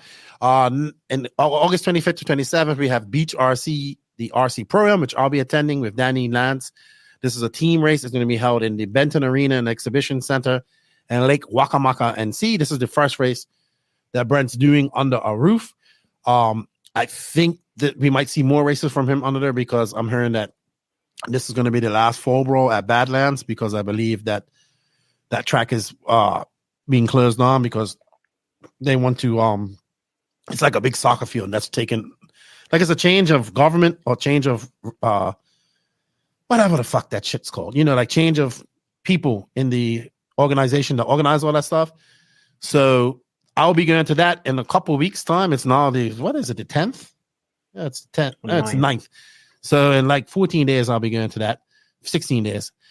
We have the Scotty Ernst UK Showdown, August 26th to 28th. That's at Robin Hood in Great Britain. We have the 8-scale Nitro Off-Road Champion. Oh, shit. Sorry. We have the 10-scale Raw Dirt Nationals coming up this weekend at Hobbiton in Columbus. Entrance ain't looking too good. And I just saw they released their layout. Raw, people are pissing and moaning because Raw canceled. Oh my God, they canceled. There was 2 entries in mod short course, and they canceled it. And they were pre-warned about this, and people are still kicking shit that are running stock short course. Like they didn't cancel stock short course because that's actually big. But they're mad because they canceled short course. Like one guy even complained and said, I made different plans. And then Raw answered and said, but you signed up for 13.5, not mod SCT. Why did you stop? People just want to fucking complain. You know what? Yeah. Clayton said on the podcast, if we don't get entries for mod short course, we're not going to have it. 2 fucking entries. You know what? There doesn't need to be a mod short course. Let it be stock. That's the people who like running short course. Let them run it. Let them run it. They got enough interest for that. Let them run it. I will say this. I think that the 10-scale national need to go back to 1 event a year. And it needs to be a year about because dirt is a dying thing in America. Dirt tracks are dying. I don't care what anybody says. They're becoming too expensive to upheld. And I think in 5 years' time, mostly all 10 scale is going to be carpet. I would say 99% of 10 scale is going to be carpet. There will be a few tracks that are still dirt. So now they have a carpet nets and they have a dirt nets. I think they should just do it a year about. I have to say, I don't know who came up with the idea, and I don't know what was the thought process behind it, but I do find it a little bit weird, having two different ones. You don't have, you do you have on-road 10 scale on paved? They have carpet and paved, but that's okay. Then it came from that. Well, they came from the popularity of carpet racing, right? But I was also talking to another top pro, and he told me he doesn't even want to race on dirt anymore. He just wants to race carpet. He thinks 10 scale should be all carpet. And he's the one who said in 5 years' time, I think we'll be all racing on carpet in America. It's just more sustainable. It's easier. Yeah. You'll see a lot more semi-permanent tracks coming up. The dirt, I get it. There's people that are dirt purists and they love that, but I think that's it's going the way of the dinosaur. And I can't say I'm not saying it's a bad thing.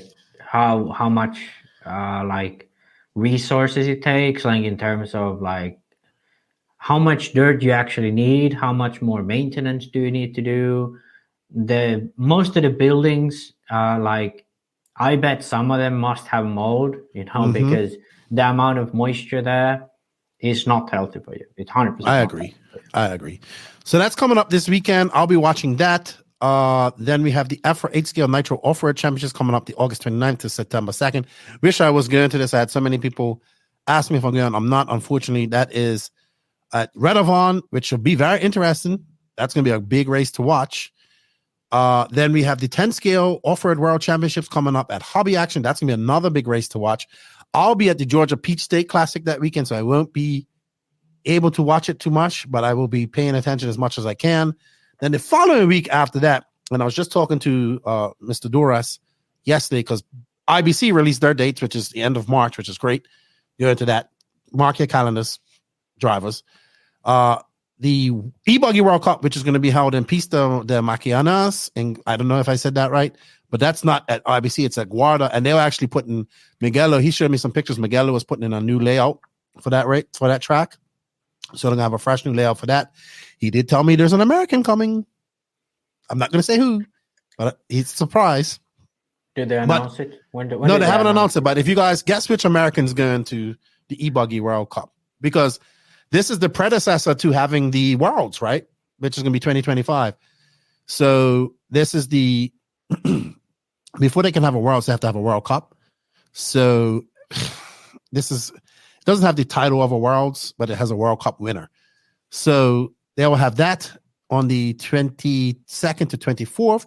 Then we have Buggyland, which are a bunch of guys. Also, Ungaro's got a race that weekend too at his track. No. I think Ungaro's race. Well, Ungaro's race is same weekend as the World Cup, but then the next weekend is Buggyland. Right, that's what I mean. So Ungaro has a race. A lot of people are going to that. So it doesn't seem like, unfortunately, like the World Cup can get a lot of people. Yeah, I think Ronafok and Battier and JQ's going. Yeah, all those guys are going to Ungaro's race and then to the Buggyland. I know JQ's like, we need to get you to Buggyland. I said, well, we need to figure out. I would love to go Buggyland, by the way. Salty Joe's going to Buggyland, so he's going over there. That's the following week, and then we have we have like a lot of 10 scale. We have Masters there October 19th to 22nd. IFMAR 8 scale GT World Championships October 8th to 14th. Then there's AMS, Florida Carpet Championships, Florida RC Championships, and then Fallbro all in November, one after the other. So that's a lot of racing coming up to the end of the year. Please, Europeans, I think Robert's coming to AMS. We need to get some more Europeans out there. Come on, Barufalo. Come on, Canas. I talked to Ungari. He says maybe. Let's go. Ronafalk, let's go. Let's go to AMS. It's got everything you want. It's got a capped entry. It's got practice, organized practice, a schedule, all that good stuff. It's going to have good coverage too. So let's go to that. All right, Max. We've been going on for quite a minute. I think we should pay some bills, and then we can go into the Wicked Weekend chat. So that is brought to you by Techno RC. Techno RC. Techno RC is a championship-winning manufacturer of high-performance 8-scale, 10-scale, Nitro, and electric RC buggies and trucks. With a worldwide dealer network, USA and Europe-based headquarters, comprehensive warranty program, and global race support, Techno RC is excellence in RC. View the full lineup of Techno RC race-proven vehicles by visiting www.technorc.com. And thank you to Techno RC for all their support. A very good weekend for them. Didn't get the wins that they probably could have had. They could have had that Nitro buggy win, but we'll talk about that. And also I want to say shout out to Katie Roxbury because she's doing the social media for them now, and she's doing a very good job. She's really getting into photography. I was talking to her. So she's doing some good stuff out there. All right. So I want to call this Wicked Weekend. A new rivalry has been born. It is now Techno versus HB. And I freaking well love it. I love it. I love it. I love it. I love it. And I love it. I love it. I love it. Actually, you don't seem as excited as I am. I'm not excited because I know back in my head, like I just feel like HP is just against everyone. It seems like that. Like, it seems they have a rivalry against anyone out there. Like doesn't really like matter. If something happens that they don't feel nice about, it's a rivalry. I guess it's because they don't have quick access diffs. Yeah. Yeah, I mean that, but Techno maybe need to make some like super strong tents because they gotta get ready for those. They gotta get ready for those next few races. The slashers. The slashes might hit them. So anyway, as you guys know, I attended the Wicked Weekend. This has been on our bucket list for races of me. It's under an arena, but it's open. It's always a race I've wanted to go to. It's probably been one of the more relaxed RaceTime events because now they have 4. So they have SIC, PNB, Wicked Weekend, and an AMS. It's kind of had a big turnout from pros, but I think this is the biggest pro turnout ever that they've had. It was the biggest turnout entry-wise and people-wise. They had 666 entries, 331 people, but there was got to be about 500 people just milling around. It was packed, kids, families. People drove to come watch on the weekends. Stuff. It was a great atmosphere, great weather. It was hot. I didn't feel it too bad. I was also in air condition, but we had racers from all over North America come, like East Coast, like Northeast, Southeast, obviously Midwest, Texas, California, Pacific Northwest, Canada had a few people down there, like Dylan Rapasso, Cole Chura. Florida, Florida went up there in force. There was a lot of Florida races up there. So it was a big event. It does have a curfew. It has to be done by 11, right? So they kind of had to speed up the program a bit because there was so many entries. So it was good for that. Also, it was the first time that Dany, so it was basically myself, Dany, and Jacob from RaceTime that were doing the coverage. And then we had cameraman Travis, who was a great job. And then Gene Strout, who was also there racing, but he did some camera work. He did the second camera. If you ever watched the coverage, they had drone footage that was done by Cooper Leikum. That was great. That's Dave's son. But I must admit, it was a great event. I had fun. I think Bobby did I want to talk about the track real quick because Bobby did a good job. He first thing he goes to me, you tell Max, no blind spots.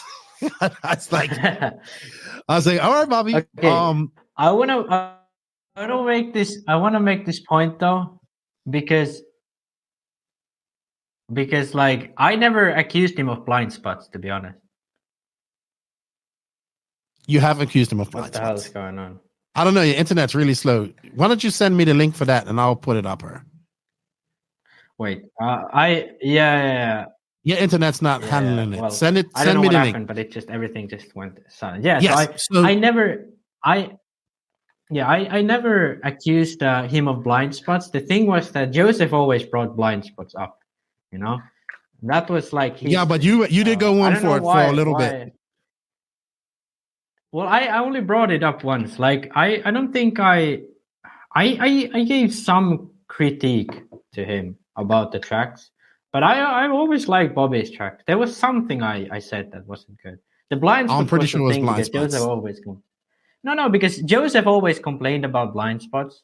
And one time Joseph was gonna say something about Bobby, and I was like, "Are you gonna say about the blind spots?" But I don't know. I don't know where this idea got because when I went to PMB, it was actually a nice layout. Like the only thing I wasn't a fan of was the wall, but like that's like some people like it, some people don't, you know? Yeah. All right. So but this track, okay, I have to give one critique to Bobby. I like it when there's like those sandbox, whoops. But when it's like hard packed whoops, it's always kind of a random generator. Well, and I think like those. I love that last part of it. Dude, like I don't know. That's also kind of some people like it, some people don't. But that last lap battle between Seth and Fend, like if that section wasn't there, I think it would have been even better because they would have actually had to pass that was one of the sections that made or broke you. And it was Seth was faster there all weekend. He had the inside line. So I just want to say the one thing that I know is that a lot of people came there and they were shocked because usually this track has showers and bathrooms, a plethora, but they're actually renovating that. So the actual county that's doing it, so they didn't have that. So they had to rent like shower stalls and porta potties and stuff like that. So I know a lot of people were disappointed about that, but that's nothing to do with Dave, but they did get shower stalls and stuff in there. I thought the track was good. I think if I had one thing that I didn't like, and I know I wouldn't have liked as a racer, was that back double because it was very off. I mean, it was very difficult. It was very easy to do, but the way it was angled was very hard, and you saw a lot of people make mistakes out there. But hey, it's racing, right? And tracks have got to be hard. But otherwise than that, this is one of those races where you don't see those big monster jumps and stuff like that because, as Bob was explaining, they can't go down very far. Like they can only go down maybe a foot or a foot and a half, and then they hit like rock or under this dirt, right? So he has to use what dirt he has. And when I got there, they were still finishing off the track, and this track got rough. I mean, when I walked on it after all the racing, you can see how rough it got, but it got that rough. Like where the hills are all rounded. It wasn't like you got some of those jagged, sharp edge type of ruts. It was more like, you can see right here on the video. I'm trying to point to the video. Right on this driver stand. Like this was a point. Is the video on? No, I'm just paused it right now. Okay. I should play it in it. Let's play it. I'll play it in a minute because it has a drone shot. So right here, if you can see my cursor, is like right where this is where people were braking a lot to go on the inside. So this wore out a lot. This area I don't know here. if you can see that. Well, you can. So if you're looking at this, you see this is red. He's got Mayfield's car. This is Truggy, and there's Tran, and there is right after them about 5 feet. Oh yeah, the end of the straight. End of the straightaway. That got rough. The beginning of the straight, like so, coming on the straightaway, you can't really see it in the video, but it's like a fucking big bump, like you know what I mean? That was sending cars pulling wheelies. Them e-truggers were coming on there so fast. They're like pulling wheelies. So I thought the track was good. I didn't realize how rough it gets at this track because it's the first time I'm going there. Like I said, under a covered arena, but sides are open. So ventilation was great. Well, let's start this track so people can see it and let us know what they think. I believe this has, drone footage right away. So this is the start of the... I have to say the drone footage was like great. We did have a question about that. We might as well entertain that now. A lot of people were complaining online. So this is when he actually I thought this was great too. And shout out to Cooper Leikum. He's like 13 and he was a great drone pilot. Like, he took this serious and him and Jacob were coordinating. And I thought this was great. I even had like people messaging like, this is what we need in RC, this type of stuff. And then of course we had good old internet complaining, that's got to be so distracting. I can't watch it. Blah, blah, blah. Like people that ain't even there. Now, some people said that it distracted them, but I talked to a couple. None of the pro guys came up and said anything about it, right? And those are the guys out there racing for money. So if it's going to be anybody's going to really piss and moan about it, it's going to be them. But I don't know. I talked to like Mike Fuller and I said, hey, did Mason or Caden say anything about the drone? It's like, nah, they were fine. He said, I went and watched the coverage. I thought it was cool. I thought it was cool too. So well done to Jacob for doing that. And Cooper, as you can see these pictures as well. So what happened was after the timing practice, we had as many people as possible come down, and I was helping Dany. We took pictures. So he's making like a database. So when we have people like Mayfield on, you actually see his face and all that type of stuff there as well. That is super smart with this type of stuff. But here you can see the layout. Mayfield, at this point, I'm thinking, okay, it's going to be a walk away with Mayfield. But then you see Fenn's right there, and then there's Seth and those guys behind him. Man, that is really a good shot. Dude, I do have to say, I don't I get your make or break thing, but I just like it when the racing is it's not against the track. You know what? Because you're not alone. There's many people that thought that way. But from a spectator sense of things, it was awesome. No, but I think, I don't know. I don't like people just randomly crashing. That's kind of my thing. I want the driver to... You randomly crash if you push the line too much. No, there were... Yeah, but dude, it's trust me. I don't know. Trust me. Now, the E-Truckers were getting through there the best. The E-Truckers are getting through there the best. Well, yeah, because they are so... The weight is down low and they have so much power. So I can't remember what happened to Fenn in this race, to be honest. So we get there. This was also, so I will say this. We got there Tuesday night, late Tuesday night. So I was there from Tuesday night. I was doing camp life. It was great in Lance's new camper. And so Wednesday, we set up everything. Thursday was practice. So you have 2 practice sessions. You can practice all day Thursday, but you can't practice on Friday. So that gave people who came, that makes it easier for people who kind of knock off work and come or take Friday off instead of taking 4 days off. So practice on Thursday was pretty good. Friday was decent. Then they had a shakedown practice where you can basically go and practice any class you want in alphabetical order. So it went by name, your first name. And that's when we kind of did the pictures afterwards. So that went pretty good. And did we start qualifiers on Friday? I can't remember. We might have started qualifiers on Friday. No, we started them on no, we didn't, because Friday was also the BTRC social that we had. So, practice was pretty good. There weren't too many people, pissing and moaning at this time. And it was just, everyone's on a good vibe. The track was still staying together. Friday night, we had the social by BTRC, which was actually great. It was my birthday was the Saturday. So there were fireworks going off. And I finally got to see fireworks being shot off. People were just having a good time, man. The Coors Light and Modelos are flying and the fireball. I love it. You saw what happened? That's the thing.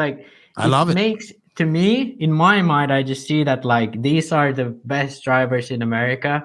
And then when they do that, to me, it just looks like, I don't know. You know who didn't do that? You know who didn't do that? Seth freaking Van Dalen. Well, I know, but the thing is, when people crash there all the time, it's I don't know, dude. To me, it doesn't make it look good. When you watch Mayfield going through there. I know, but I can make sections like that. I don't hate driving over those sections because I know how to drive over them. But I think just it's just a random pit of you're driving to a pit of thing and. It was some method to the madness, and Seth freaking Van Dalen figured it out. There we see Taylor Sontag. He was flaming out. He was fast all weekend too.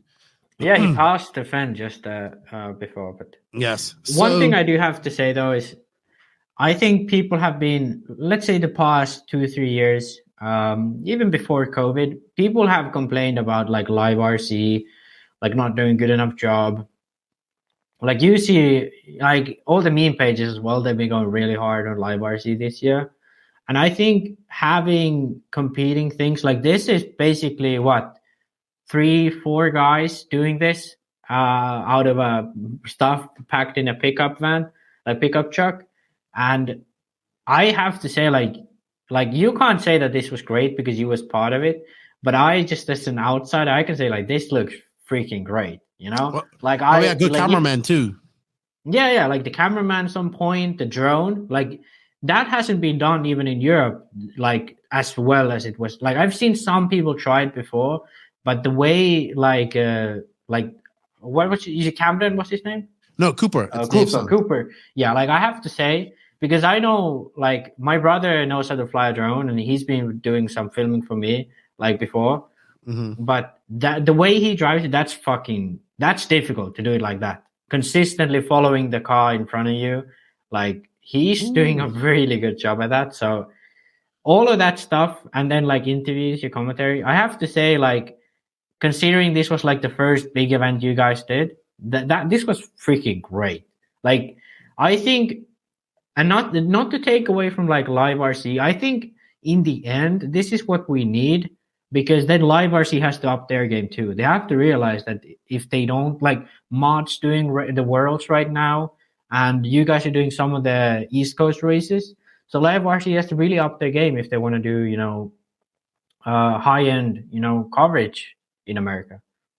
Yeah, and I would say that Dany Paz is super smart, but then you combine that with Jacob, who's RaceTime's guy, and he's super like artistic. He likes the pictures more, but like when you put those two together, because Dany didn't have to go out and do pictures, right? So that left him alone to go out and do this type of stuff, and then between him and Jacob, they coordinated great. And I was just there talking. Everybody was like, I said, look, I'm just here to talk.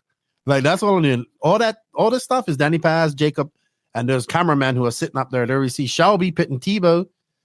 And yeah, like also I have to say, like, I do like the Live RC, you know, pit cam.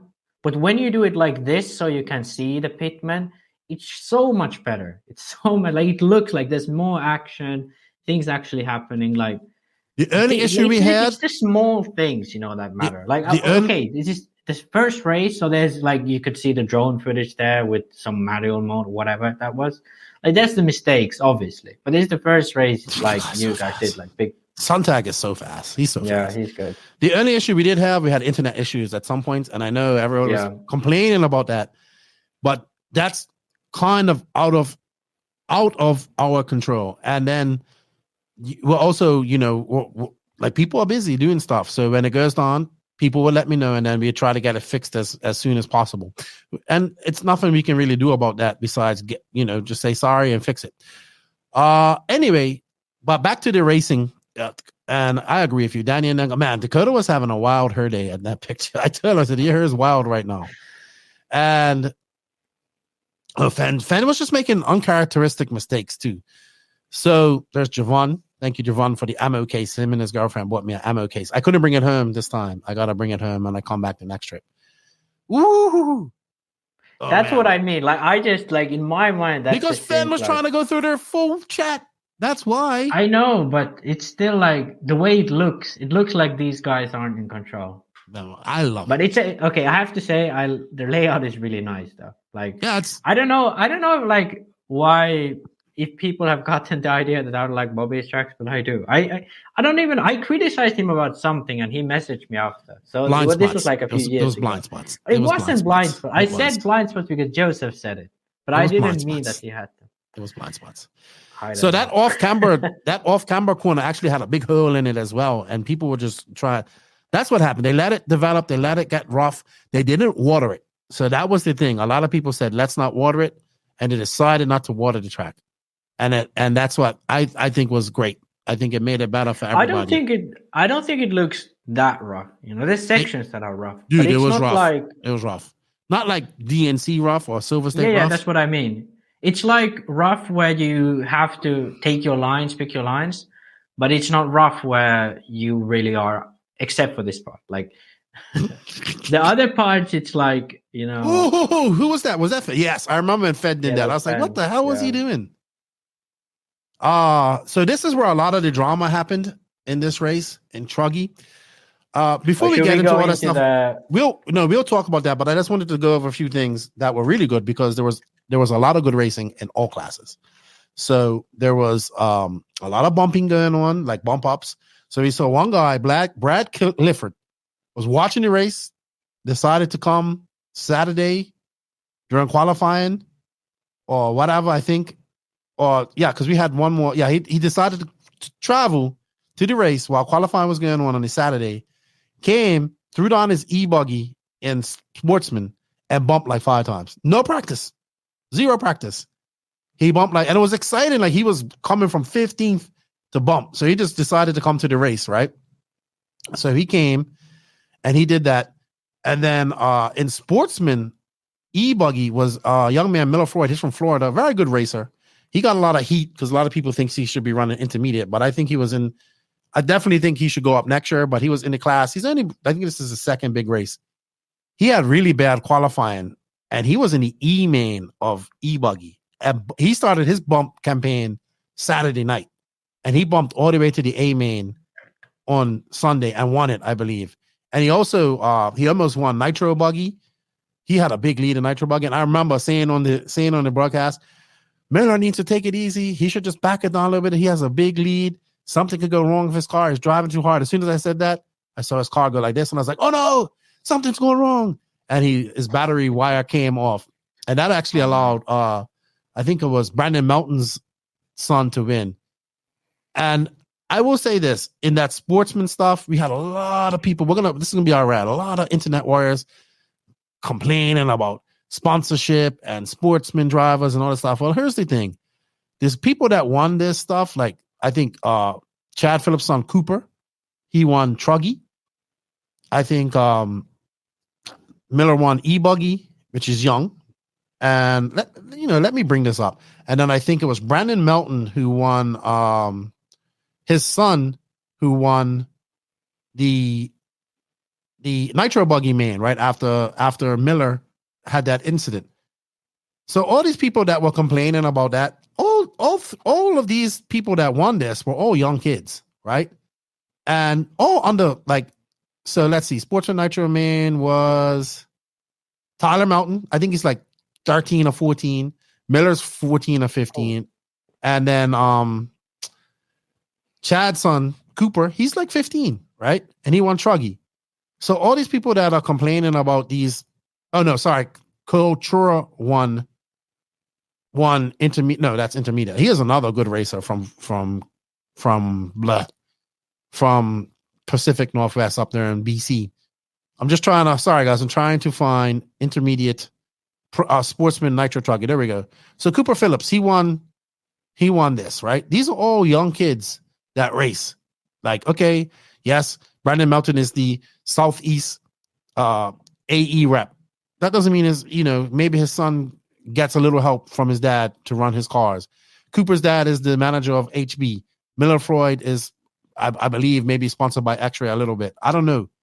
But this is exactly what fucking sportsman is supposed to be about. These young fucking kids these young kids out there doing well.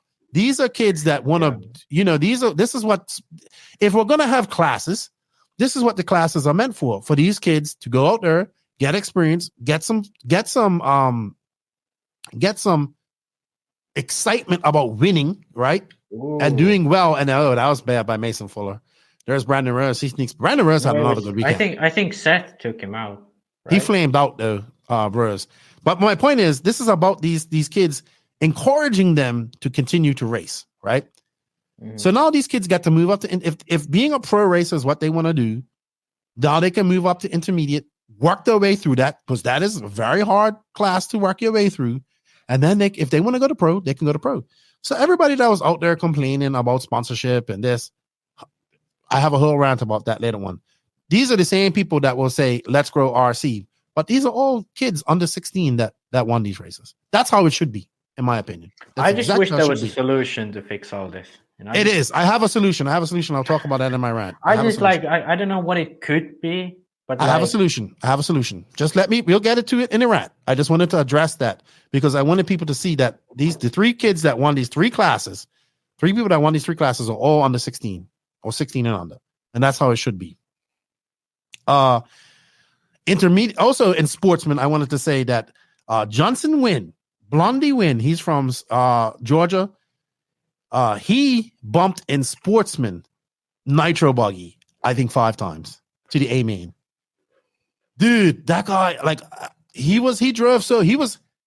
think he only started racing a year ago, right?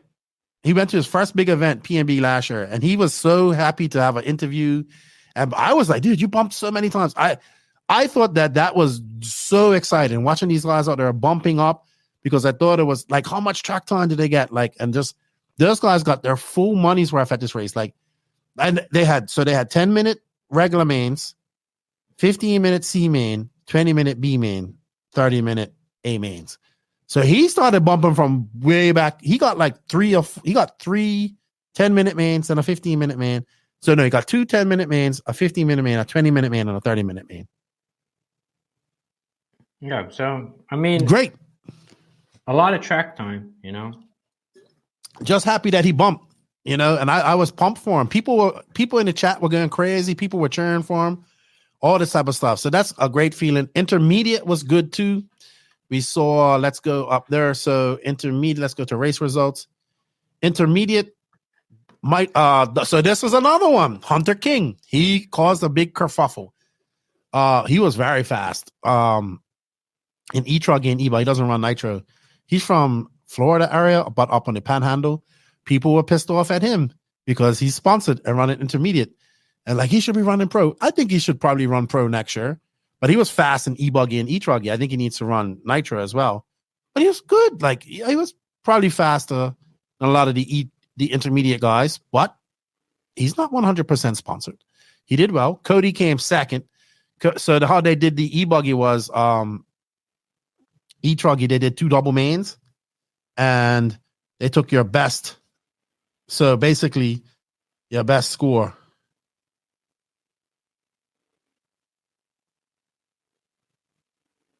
So, 1 second. Give me a second.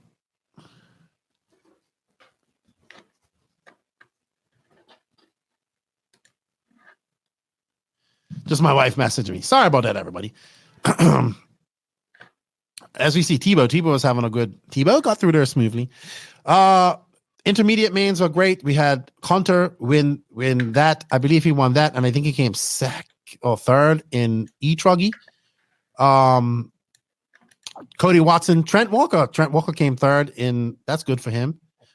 Patrick Rossiter, he caused the kerfuffle as well. I like his interview. He called intermediate pro light, diet pro. He called it diet pro.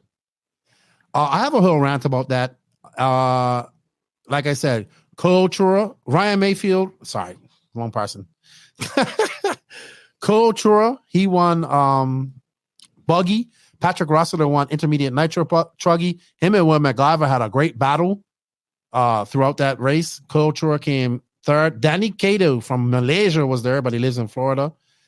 And Alex Thomas, your top 5. Let's see who else came in. I just want to do intermediate Nitro Buggy, and then we'll go on to. Sorry, everybody. I should have had all this set up, but as you know, I didn't. So Cole Chura, Jake Stykleather, Patrick Rossiter, David Carmandi, Ryan Reese. That was your Nitro intermediate Nitro Buggy A-Main. I have to say that Nitro A-Main, like Nitro Buggy, intermediate sport, intermediate E-Buggy, Truggy, and Nitro Buggy are fucking competitive, dude. It is fucking super competitive. Yeah, and I don't know. It would be interesting to see like where they actually stack up in the pro. Like, is it actually? They would still be in the C. They would still be in the C mains. Yeah, that's what I think. So, like, I think it's actually working quite well. People still complain. You know, I think we should look at. So I have a rant about that too. I think we should look at intermediate the way I'm now looking at stock. It's a class. It doesn't matter. You can stay.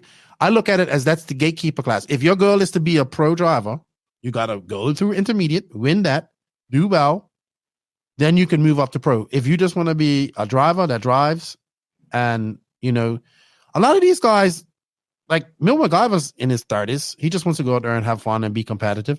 Rossiter is not a pro at all. He does well at these races, but people complain.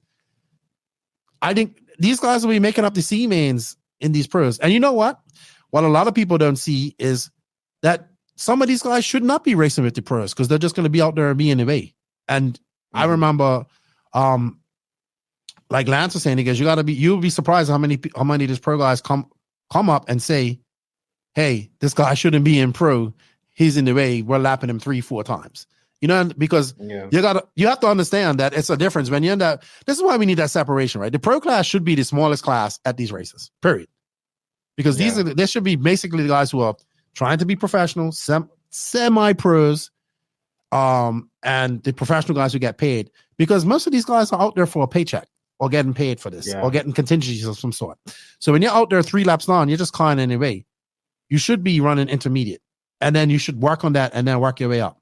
Now, I get it. If you want to run pro, that's cool. There's nothing stopping you. But I don't think people should be forced out of intermediate to there, because that's a class. It's like stock. I went from thinking of stock about a class to step up to people to a class to just it's just another class, like e-truggy, like e-buggy, like nitro buggy. It's just another class. Like 40 plus is a class. It's an age-based class, but intermediate can be a class too. If your goal is to bump up to be a pro, then intermediate's just a stepping stone on that. Can we drive. just have the rant now?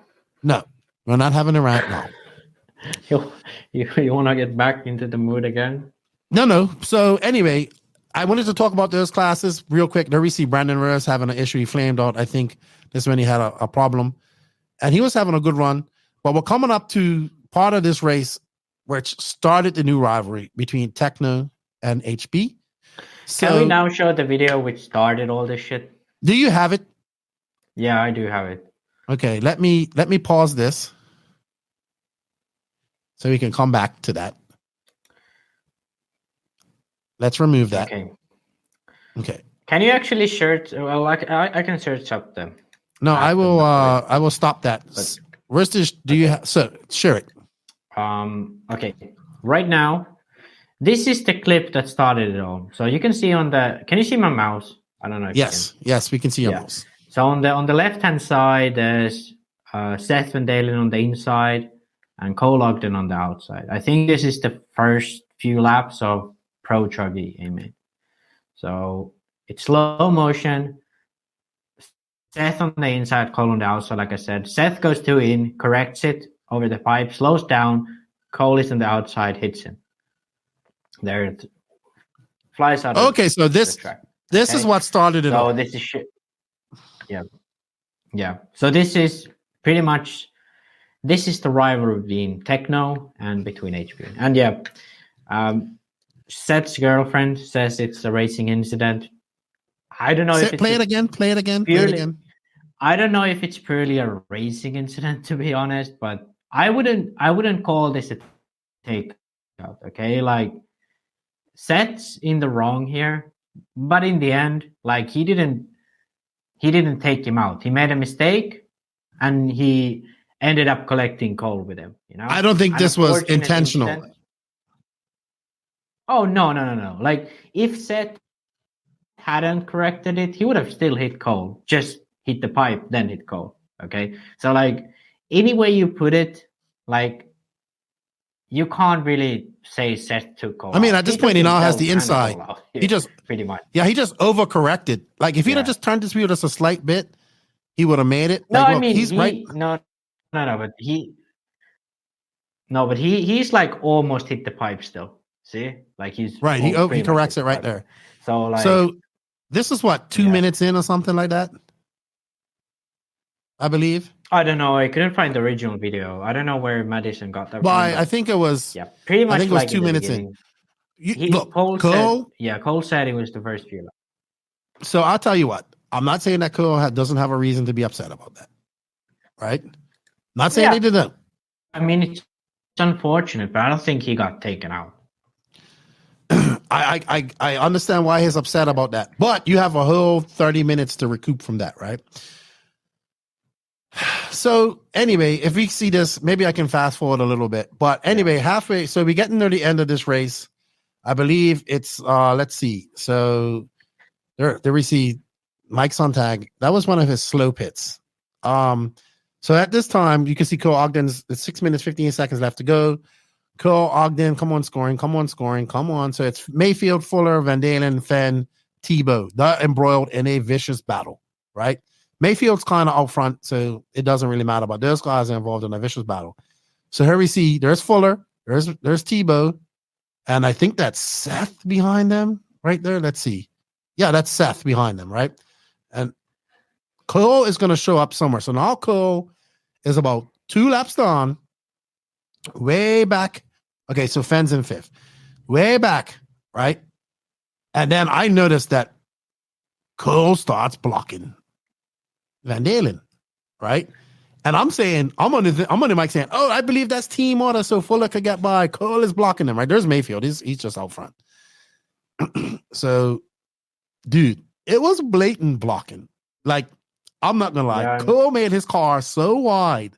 And I'm just like, ooh, this is gonna be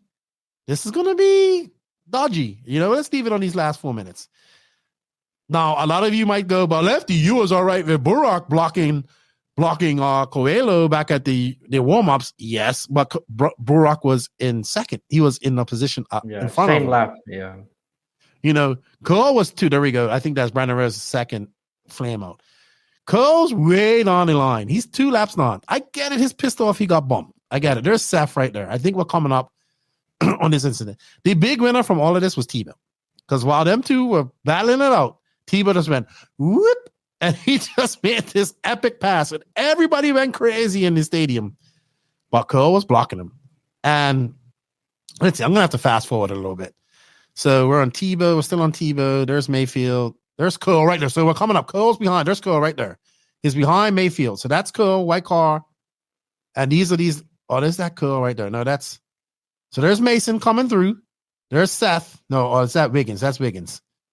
Mm-hmm. So Mason came through. There's Seth. So, okay. Fuller makes that mistake. Right? So he's coming. We got 3 minutes and 29 seconds left to go.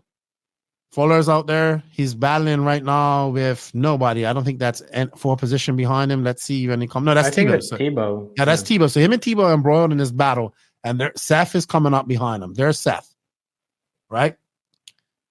Where's Cole? Cole is running. I think Cole's that car up ahead a little bit. So they're starting to gain on Cole. Woo! Tebow made some mistakes too there. Max hates that section. I love it. Max hates it. Like so these guys are like, this is a good battle. This is actually a very good battle. Yeah, I mean this race has amazing battles. Like even the Nitro buggy finish, that was crazy. So. That was another thing we're gonna talk about. So let me should I just fast forward this because it's taking a long time? Where is Cole? I think he's ahead of I think Cole's one of these two cars. It's hard to tell. I think it's that car again. I know this all happened near the end of the race. Right? There's Heckert. There's Fuller. Yeah. That's Cole in front of Fuller. I'm in front of Heckert. Got to be. Yeah. But so yeah, basically that video I just showed you of Seth and Cole tangling in the beginning. There's I told you. He's in front of of Heckert. Cole has now had 25 minutes to consider like build his anger towards Seth, like, oh my god, this motherfucking bitch hit me in the beginning, you know? And right now you're getting the point. You see him behind you, you're 2 laps down, you've just blown out the whole main. You're just like terrible main for you. And you see your chance to have a little payback. Yeah, because there's Seth now, right? So yeah, look at he's racing him. He lets him by there, but he was blocking him a little bit, right? But then we come up onto this last lap, and it's like Cole's like, all right, mother. He's like, come on, you hit me earlier. Now it's time for revenge. There's Fuller right there. So Fuller, Tebow, Seth. That was a fight for position. I thought it was all over for Tebow at this point. I thought it was all over. But that allows Cole by. So that wasn't all of it? Oh, no, here it comes. Nope. Oh my god. This is Cole. Exactly. And there, Tebow. So let's go back. Let's go back a tick. Let's go back to. So he lets like both of them, Seth and. So hold on. I think it even starts before that. Yeah. Here he already. So there's going.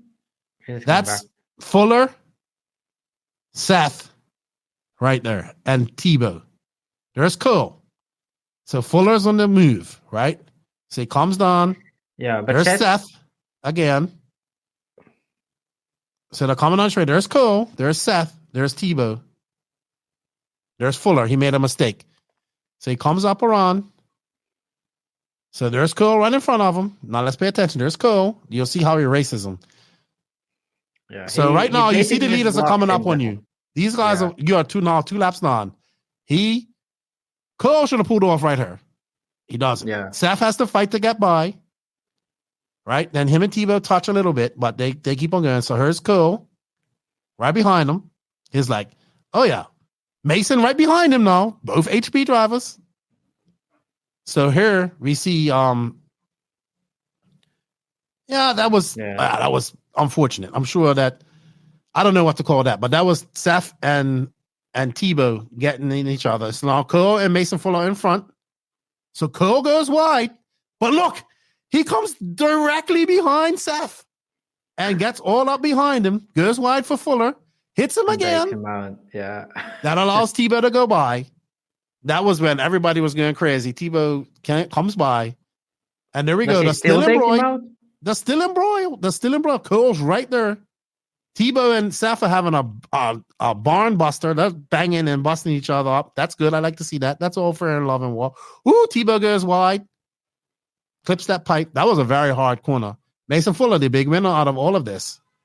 But let's see. I think this is where Tebow. No, I think Mason, does he make a mistake? Or does he come in? No, Mason comes in second here. Yeah. Tebow's pass are on freaking Seth for third. Awesome race, right? So after this race, there's Cole coming in. There's Spin Radical. I am literally on the thing saying, Dany, make sure that the camera is on the driver's stand because I know there's going to be a kerfuffle, right? I know there's going to be some action. They don't do it. I'm so upset. They don't do it. So I walk out there. Let's see. Do they have a replay of it? No. So right there, you can see Rossiter's looking up, right? Everybody's looking up on his stand because it's a pushing match going on up there right now. I think what happened is Cole and Seth start pushing each other. And then I heard that actually that Cole grabbed him by his neck like this. And then it was just a nerd, like, RC nerd fight. And then like Matt from Techno right up there. So when I got out to do the interview, Matt was he was pointing at, you could tell he was pissed off. He was pointing at him, and Cole's like, like doing his thing. But he blocked him and he hit him. And then he said that. But hey, I love Cole Ogden for just being Cole Ogden at this point. Like he is making RC exciting. He also in practice missed his practice apparently and put a white body on and didn't put a transponder up there and he shakedown practice and went up there in practice and he got called out for that. This guy. Oh my God. Cole Ogden is single-handedly making RC excited. So now, like, I'm telling you, like, there's like, so I was talking to Seth after and he goes, I just hope this doesn't bleed over into the rest of the races and all this type of stuff. But they got in a push match. Mayfield said he had to break it up on top of there. And yeah. So now we have a new rivalry. Techno versus HB. We have Minnesota versus Georgia. We have Seth Van Dalen versus Cole Ogden. And then Cole's like in his race report, I will spend the last days of my career making sure that nobody. Hey, do you have that?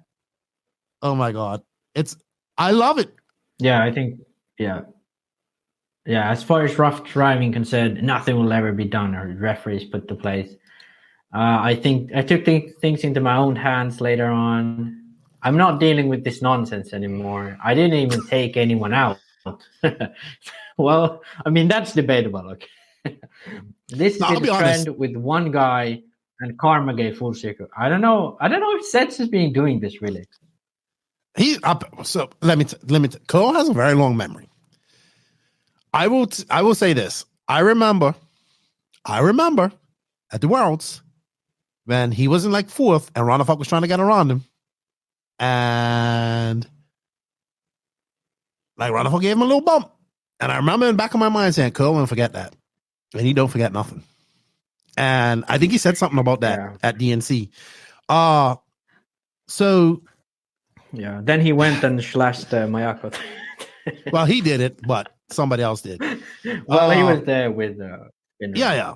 But I would say that I think this is I love the rivalry, right? We need rivalry. So it seems like it really is HB versus everybody. Well, Cole versus everybody. And it's going to be funny next year when everyone needs fucking super strong tents against Cole versus the world, you know. But if I can say one thing that I like about Cole is that he has embraced his character and he has run with it, right? And you know, the people's champion or the guy who isn't scared to say anything, and I like that. And I think more of these guys should embrace their character. Like, yeah, there's a rivalry. I remember I saw this and I remember saying, oh, I think that's Team Orders because I thought he was blocking for Fuller, so Fuller could come by, right? I did not see that incident with Steph, so I didn't know that had happened, right? I missed that. But I thought it was a great incident. The scatter action, that's why. And I remember coming back into Dany. I said, Dany, there's one rule you always follow as long as you are filming RC races. Whenever there's a kerfuffle on the track, you make sure you film that driver stand.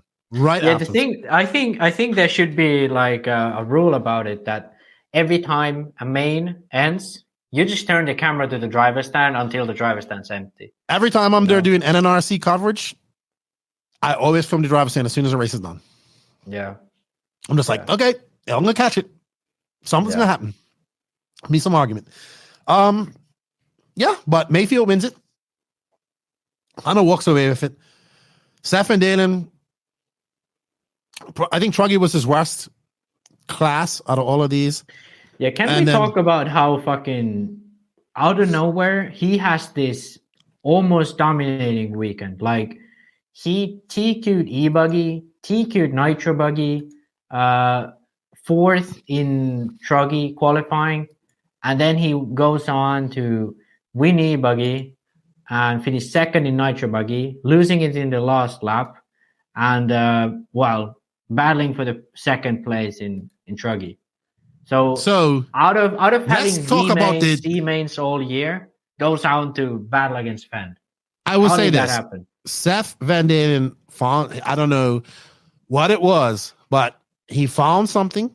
We'll start with the start of the main of the A main her, because this dude, he had a 17 almost 20-second lead at one point, literally. Yeah. And he said, so this is the race where I lost my voice. So we're gonna just start at the start. I just want to show you how much of a lead he had, because he gets out, right? So that's Cole right behind him, I believe. Is it? Let's see. I think that's. Let's see what the starting order was. Yeah, Cole was second. Yeah, Cole was second. Yeah, so he was second. Third, Tebow fourth. So after all that kerfuffle, like he's like, "Word, is Cole gonna take me out?" But actually, Seth's already pulled out to a lead. You can't see it. He's got. Cole's trying, but I think that was Cole just now. Yeah, blowing out. So Seth was on the lead, dude. He was up to a 20-second lead, or at least like a 10-second lead by 5-minute mark. By first pit stop, he had such a big lead. Now, I was so busy on the other parts of the race. Near the end of the race, I didn't see what was happening too much with him. So there he is. He's got a lead on guys. Like Fenn, I thought Fenn was going to get past Cole and just go. But Fenn didn't mount that charge until late. Right, there's Cole. I'm thinking Cole's going to have a good one. There's Tebow. There's Cav. Cav had a great weekend, by the way. Switching over to TZO tires, having a great weekend. Over there by himself, nobody else in the W's. Andy Kirk, his regional team manager, just set up a tent for him and left him there. I'm only teasing Andy because I was teasing Andy all weekend about it. But you can see Seth. Seth is just on a mission. He's flying. Look at his lead. This is his lead right now. So, oh man, Dakota fan making some mistakes, just making mistakes. So anyway, I'm thinking Seth's got this. I'm on the broadcast talking about lakes and how Minnesota's got 10,000 of them, and one's going to be named after Seth, and how they're going to have a ticker-take parade for Seth. Because I think that this was a very career-saving race for him. Because, you know, we kind of had him as one of the most overrated drivers out here, not living up to his full potential. And here he comes here, and he potentially wins this. I really wish he would have won it. Yeah, Hunter, if he won it, I think he almost deserved the win. Like, it came down to the last lap. Made a mistake, but I'd say a bit unlucky. Like, had Fendt, because Fendt was almost crashing. Like, both of them crashed there. Fenn got back on his wheels faster, pretty much. That's what. I mean, Yeah, you can. Like let's go fast forward to the the last lap. Yeah, let's go forward to the last lap. 2 minutes left. So here we see Fenn, right? Yeah. And it's 1 minute and 41 seconds left to go. And where's Seth? So see, Cole gets out of the way for Fenn. Yeah. So Seth still has a healthy lead. Seth still has a healthy lead. Yeah, it's the last minute where like Cole really cuts the lead into. Where's Cole? No, sorry. Fenn cuts the lead. So this is where I started noticing. I'm like, oh man, Fenn's coming. Fenn is on his way because the only thing between them is Cole Ogden. So Seth made a mistake. That's what happened. Seth made a mistake prior to that, and I let Ogden get in front there of him. again. Yes, Oh, Cole's lapped on. So actually, Cole plays a role in this as well, I guess. Does he let him by though? I can't remember. See. I was so excited. I think he let him by, but I didn't remember he was there. Seth made him. I didn't remember either. I was so excited because I'm like, Fenn is coming. No. And you see Seth was doing that line on the inside the whole weekend, and it was fast for him. It was decent for him. Probably not the fastest line, but the safest line. But there's the race right now. So these guys are on it. It's like people, you see people in the crowd. I can't really see the crowd because I'm in that white house right there. But here we go. Yeah. This was a great battle to the end. But yeah. So Seth says in the interview, says my diffs went soft. You'll see. He says my diffs went soft, and that's what happened. That's why he said they went soft in Truggy or whatever. I think a little bit of nerves has something to do. If you heard that comment here. Oh, 100%. Like Seth makes a mistake. Oh, hold on. Let's go back. Make a mistake. Right. So people were saying that was Fenn's fault. Let's go back. I mean, Fenn hits him. That's for sure. Yeah, but Seth had made a mistake after that. Yeah. Both made a mistake. So it's kind of, I don't know. Can you 50, really 50? blame? Seth makes that mistake. He goes wide. Fenn just shoots it and gets lucky. Pretty much. But Fenn doesn't hit him to make him flip over that way. And then Fenn went full throttle, gets lucky, and Seth gets the worst end of it. And yeah, that was pretty much it. That was crazy, to be sure. Ooh, and this is one reason why I don't think that's why you don't like that. Yeah, I would have liked Fenn to actually put in because there was still a few corners left. He could have definitely put in a charge and tried to get a move in. But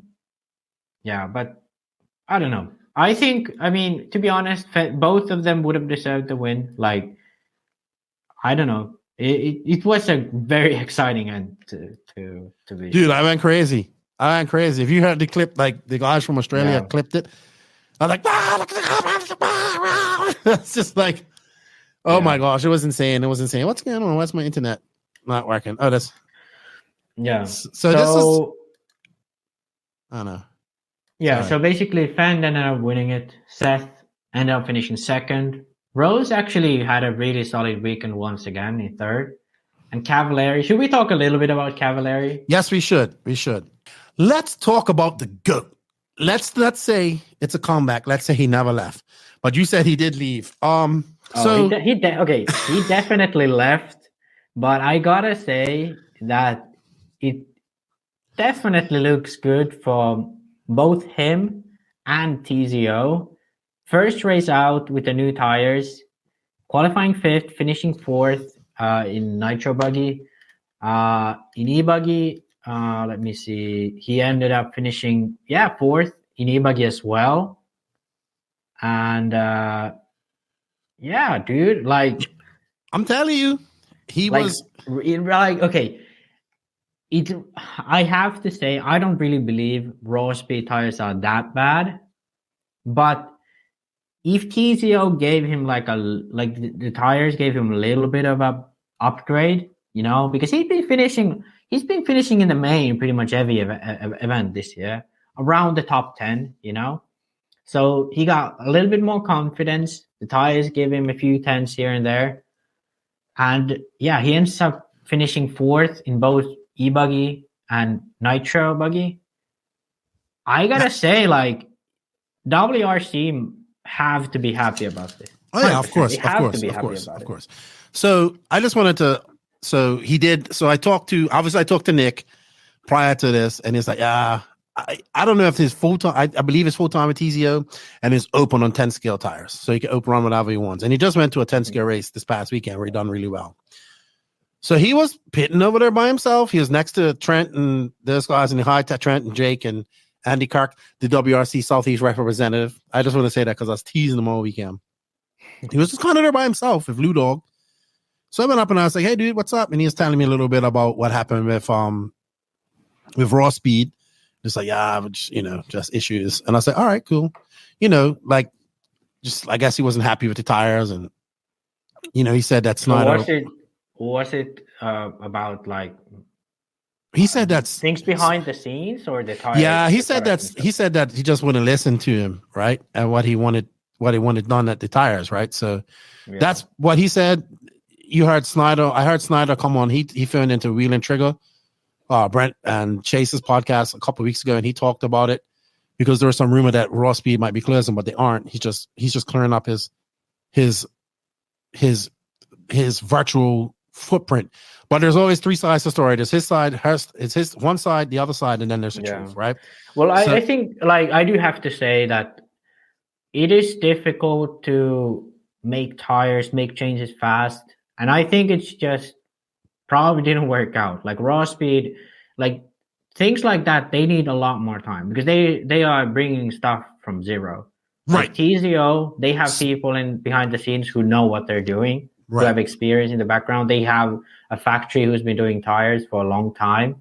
Like, I mean, if you know where they came from, these tires have been around like for tens of years, the factory who made this. But also Nick is doing a good job of promotion too, right? He has but I mean, I have to say that it's like, because at the end of the day, it's the tires that matter, Well, we can see that. We see that with Ron Falk. We see that with with other people as well, right? The thing is, like, TCO tires that are actually good. Like, I ran them already, like, way back when they were prototypes, and like, they are good tires, And that's the thing that really, at the end of the day, matters. That because at this point, there's like 35 different tire companies, and each one of them can hire Mayfield for a year if they wish to do so. Well, not all of them. Not all of them will make a bunch of money. But they can if they want to. Like, they can take the 1 year, try to hire a top guy.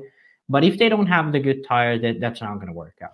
Like, that's another rant, because there is a shit ton of tire companies right now. Yeah, and most of them are shit. Let's be honest. Like, I have to be honest here, because we've been doing a lot of like going through different brands of tires for the Finnish National Series, because we run control tires. And to be honest, like, there aren't many good tire companies out there. Like, there are the very few that are good. Like J Concept and AKA. I'd say Proline has gone down quite a bit recently. Mm-hmm. J Concept and AKA probably the best American companies right now. Well, TZO, if you consider it American. I would company. say TZO is up past AKA right now. Probably in terms of like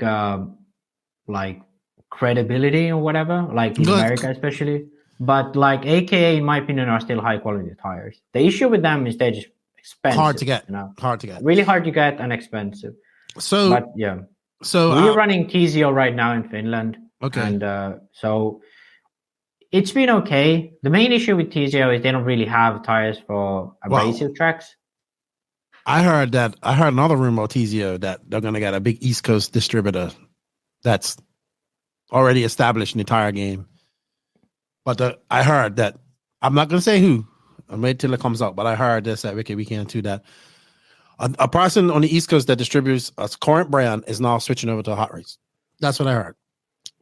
Did I say that out loud? A current distributor that's currently distributing one brand is now going to distribute TZO. That's what I heard. I don't know how true it is. That's what I heard. I don't know where I sit there, so you guys might know what it is. Yeah, I think TZO's biggest issue right now is having a long wear compound, because that's the issue we're having in Finland right now. I have it's really good. The tire is really good when it's wet. When it's like wet track and or it's like not abrasive, you know. But as soon as it's abrasive, the tire just it doesn't have that much tire life. Like T-Pro, HB tires, like tires like that, they have a really good like tire life, which we used HB tires before. The issue why we don't really go for American tires because they're so expensive. You know, there's no point of having stock tires. And also, to be honest, the pre-glues of AKAs and Pro Lines are really bad. J Concepts is hard to get, the pre-glues. And also, they are not that great in tire life.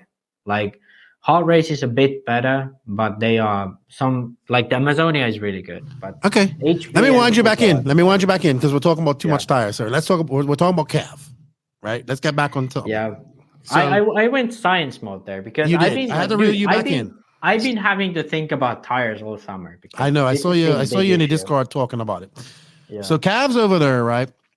First, he was good. He was good. He looked confident. And after the race, I remember because we was packing up and I was talking to him. It's like, I said, how'd you feel this weekend? He goes, yeah, I felt good. It was a good weekend.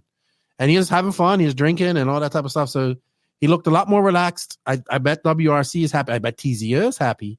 But I have to bring this into subject, and we talked about it.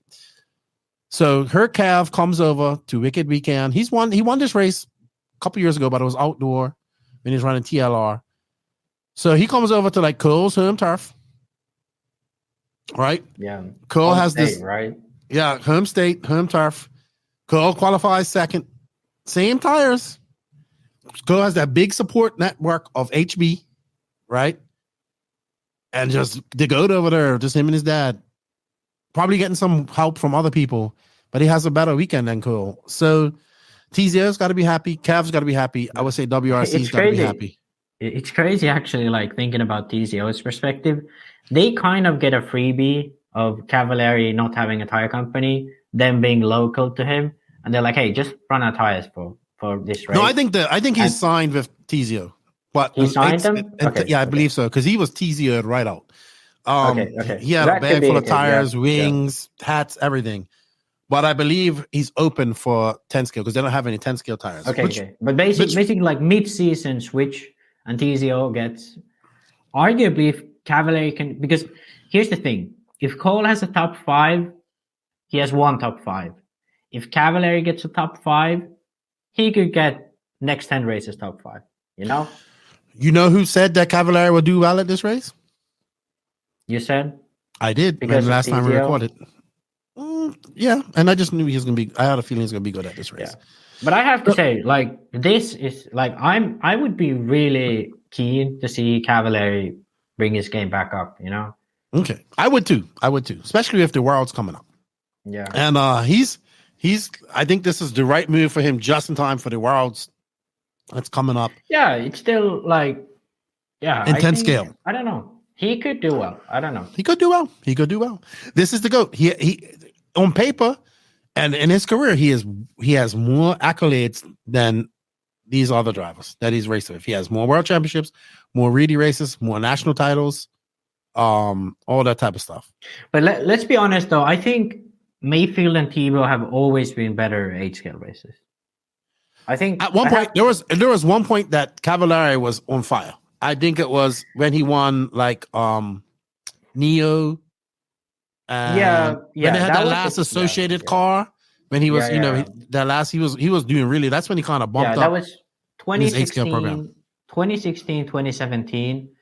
That's when Cavalieri was like he was starting second at the Worlds in Vegas, but then he had that flame out. We all maybe remember. So at that point, I'd say Cavalieri was, but then again, Tebow TQ'd those Worlds. So like. I'd have to say, like, Cavalieri is definitely been overall, though, worse than Tebow and Mayfield in 8-scale. But 10-scale, I think it goes 10-0 to Cavalieri. Like, overall, like, the career. I would say so. But I hope this is good for WRC, good for TZ. I'm sure Nick and those guys are happy. And I was talking to him. It's like we're gonna start going to these race time events. So we'll see what happens. They're doing a really good job over there. Good job to him. And I like the goat, so I'm happy to see him do well. So here we had the e-buggy main. This was another little bit of a controversy with some rough drive with Fuller and Lutz. Lutz was in the lead, and you'll see it coming up. I'm doing this because I know somebody asked about this, and I just want to show and be fair because people would say I'm biased to the Fuller brothers, even though I like them a lot. But I think at some point he jumps on Lutz and kind of breaks his car. So let's see if I can. It will go forward a little bit. So let's go to e-buggy. So who won e-buggy? Was it? It was Seth, right? Seth, yeah. Right, Seth, Seth won the first main, and then second in the second main. Then the opposite for Fuller, who finished second, and Fend got a third in the first one, and sixth in the second one. Cavalieri, I guess, retired the first one, and then won the second one. So they counted 1 out of 2. Which in my opinion is not the best way to count. If you have double mains, you should, this is my opinion only, you should always count both, right?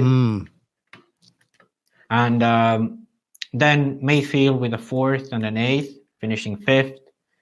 Lee Setzer beating quite a few fast guys. So Lee Setzer with a 6th and a 4th, finishing 6th. Lutz in 7th, Heckert 8th, Bornhorst 9th, Fuller, Caden Fuller 10th.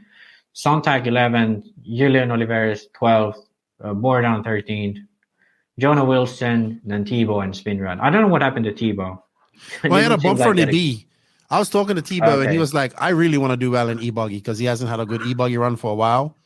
So he really wanted to do well there. There you see Lutz is on fire. Lutz is doing really good at this Kyosho, to be honest. Yeah, I think the Kyosho e-buggy is actually really good. People kind of missed that. That's really good. And you know what? The Kyosho Red Army is slowly but surely growing. I mean, it's coming back. Yeah, I think Lutz and Kanai, they both are like kind of neutral type of people who still have a consistent, respected, following. Like JQ has a big following, but nobody respects him. Lutz and Kanai are like the opposite. They have not a big, fanatic following, but everybody respects him, and then the few who really like him respect him a lot. Yeah. Well, it's good to see them climb. That they went from one of the biggest teams, and they still have the most world championships, right? Yeah. And we went to the point where we thought that they were going to be done, racing completely, and now they're slowly coming back, and it's good to see. Even though I'm not the biggest Kyosho fan, but I like Lutz. And I remember Eric Hanneman, he goes to me, he messaged Lefty, you never talk about Kyosho coming back, but they are. And she showed me a picture of his. I met him at this race as well. And it's good to see. Kyosho is like a company that's iconic in 8-scale racing and RC, period. And it would be a shame to have seen them disappear off the face of the racing world. So also, I guess, so this is where Lutz gets by. We'll see the Waffle stomp by Fuller soon. But I guess this comes down to let's rank who had a good wicked weekend, who didn't. So I would say that Dakota Fenn, even though he won Nitro Buggy, I think he was very lucky to win it because I think Saf kind of just lost it more than anything. But Dakota put his head down and clocked off laps that he needed to win it. He salvaged his wicked weekend. But this is probably his best result he's had since the Nationals. So here we go. I think you see Mason Fuller jump on Lutz here. Let's see real quick. Nope, not this one. Next lap. Mayfield wins Truggy. Doesn't have a great Nitro Buggy. Doesn't have a great E-Buggy. What did he finish in E-Buggy? Seems to still be working out those gremlins or working out his style with the Techno Nitro Buggy. I think Seth, even though he finished 5th, but we're talking about two guys that dominated Nitro Buggy racing for the last 2.5 years, right? Yeah, I think I do have to say, Mayfield's won a few big races. He's done well, but it's like, it's. I don't know. Maybe next year. It's still a big change. He didn't do well the first year of Mugen either. That's not true. He actually swept DNC. Well, and DNC won did many well. races with Mugen and Fresher. No. But I mean, he won DNC this year. He's won many races this year. No, but he swept DNC. Yeah, but he won DNC. All right, let's be honest. We're focused on a Nitro buggy, right? Nitro buggy is what we care about. Like he still wasn't like dominating in 2017. Yes, he was. No, he was dominating in 2020. No, he was dominating in 2017, dude.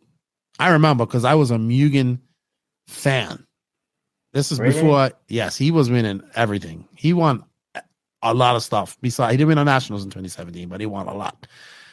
He had that. But this is when he ran bad luck under Mugen. Yeah, like that's what I mean. Like at that point, at nationals, yeah, but at the other events, he was good. Yeah, well, that's true. But that's when like all the radio breakings, stuff like that happened. No, that was at nationals events. He had bad luck at national events. But that's true. Yeah, but I would still, say like, that he took his time before he absolutely dominated. I beg to differ. He was actually very dominant from the get-go. His first big race was DNC, and he swept all three classes.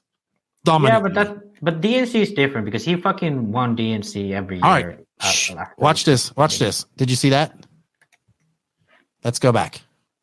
So this is jumps on top of Lutz. Yeah, and it breaks a shock. Watch this. Yeah, this is a bit silly, I have to say. So he stops, but he waits. But you can see that Lutz's cars, he broke the shock. And then Lutz is off the track. I mean, it's nothing you can really do after that. That was a bad mistake by Fuller. Lutz, I feel so bad for him. He's just up there. You can see he's angry. He's smiling at her. But that's, look at Cody Watson out there like, his car's broken. And you'll see there's Lutz just like, that's probably the angriest you're ever going to see Lutz. Yeah. Poor Lutz. I felt bad for him after that. But he had a solid weekend. All right, so let's do biggest winners, biggest losers of Wicked Weekend, in your opinion. Van Dalen, 100% biggest winner. Okay, I would agree with that. I mean, he finished on top 5 every class, TQ2 classes. Yeah, he didn't get Nitro Buggy win, but let's be honest, like, he's definitely, I mean, he's still quite young, isn't he? 22. 22, yeah. So I'd say he's still one of the up-and-comers. He still have room to improve. Like, kind of Fend, like, he's already at, the peak of his career. Like, yeah, he can get better, of course, but he's kind of at the peak of his career, even though he's quite young still. But I see Van Dalen has room to improve. So I'd compare him to, like, Fuller, Rose, these guys, Obviously, Fuller is a little bit younger. But if he could keep these kind of results up, he might be like what we thought Fuller was last year. Because Fuller, let's be honest, hasn't had a great year. Well, I would say that Fuller, he did well in e-buggy, but he hasn't had the best 2023. I would say he would consider Wicked Weekend a loss because he was 7th overall. Yeah. I mean, he finished 2nd in both Truggy and e-buggy. So yeah, but I wouldn't call it a loss, but I would still call it. Yeah. I agree with you. And because we have I want him to win Nitro Buggy, right? And I know it's going to happen. But I would say my other big winner was Brandon Rose, a 3rd. That is a fucking great result in Nitro Buggy. Yeah, and the thing is that he's consistently in the top 5 in Nitro Buggy, which is the most, like, the hardest class to consistently do well in. I agree with you there. Tyler Jones making the main, but non-existent, really, truly. He started out good, but then just fell to the back. No, he did not. Everybody was asking if he ran the Sparko. He ran it. He said he broke a motor mount. He ran the Mugens. He did a qualifying with the e-buggy because the guy from VRP Pistons had the N1 there, and he has all this different stuff that is done to, like, he converted a Nitro N1 to an electric N1 and put all his stuff on it. But I'm going to talk about that in the Hot Laps Hot Gossip coming up in a second. Another, I would say Tyler Jones, he made the main, but still a big loss. I think he made the main. but he finished 16th. So he was out after 18 minutes. Looking at this, I have to say, Mayfield, even though he won Truggy, he would not be happy with his finish in Nitro Buggy of 11th. I think Cavallari had a good weekend. Born Horse, again, just. Born Horse was definitely, I think something's going on, like. Could be. Something happening that, maybe personal to him, maybe hasn't got track time due to some things, but definitely something other than just a bad year is going on with him, Mm-hmm. Cole Ogden, where he was in 8th, but after great TQs and Nitro Buggy and all this type of stuff, but he stays relevant by making it exciting, right?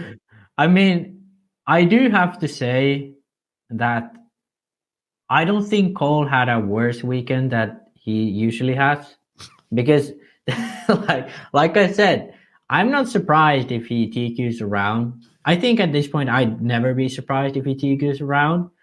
I'd be surprised if he makes a podium, Well, I mean, I have my thoughts on why Cole isn't doing well. We'll address them. There's some questions about that, so we're not going to do questions this week because we have a lot of them, and we're going on for 2.5 hours of this. We are going to do questions on next week's podcast 251 from this week. So, because there's a lot of questions. Yeah. I think if you guys watch the movie Rush, with James Hunt and what's his name? Mickey Lauda, who used to live here in the DR, by the way. Not too far from where I live. I think he's definitely the James Hunt of RC, but James Hunt did win a championship, but he partied hard, and he was, and that's cool. Like he's at these tracks and he parties hard, right? And I think we need someone to do a reality TV show of Cole at RC races. Dude, I think he definitely parties. Racecraft should do like a Cole Ogden reality TV, the life of a rager.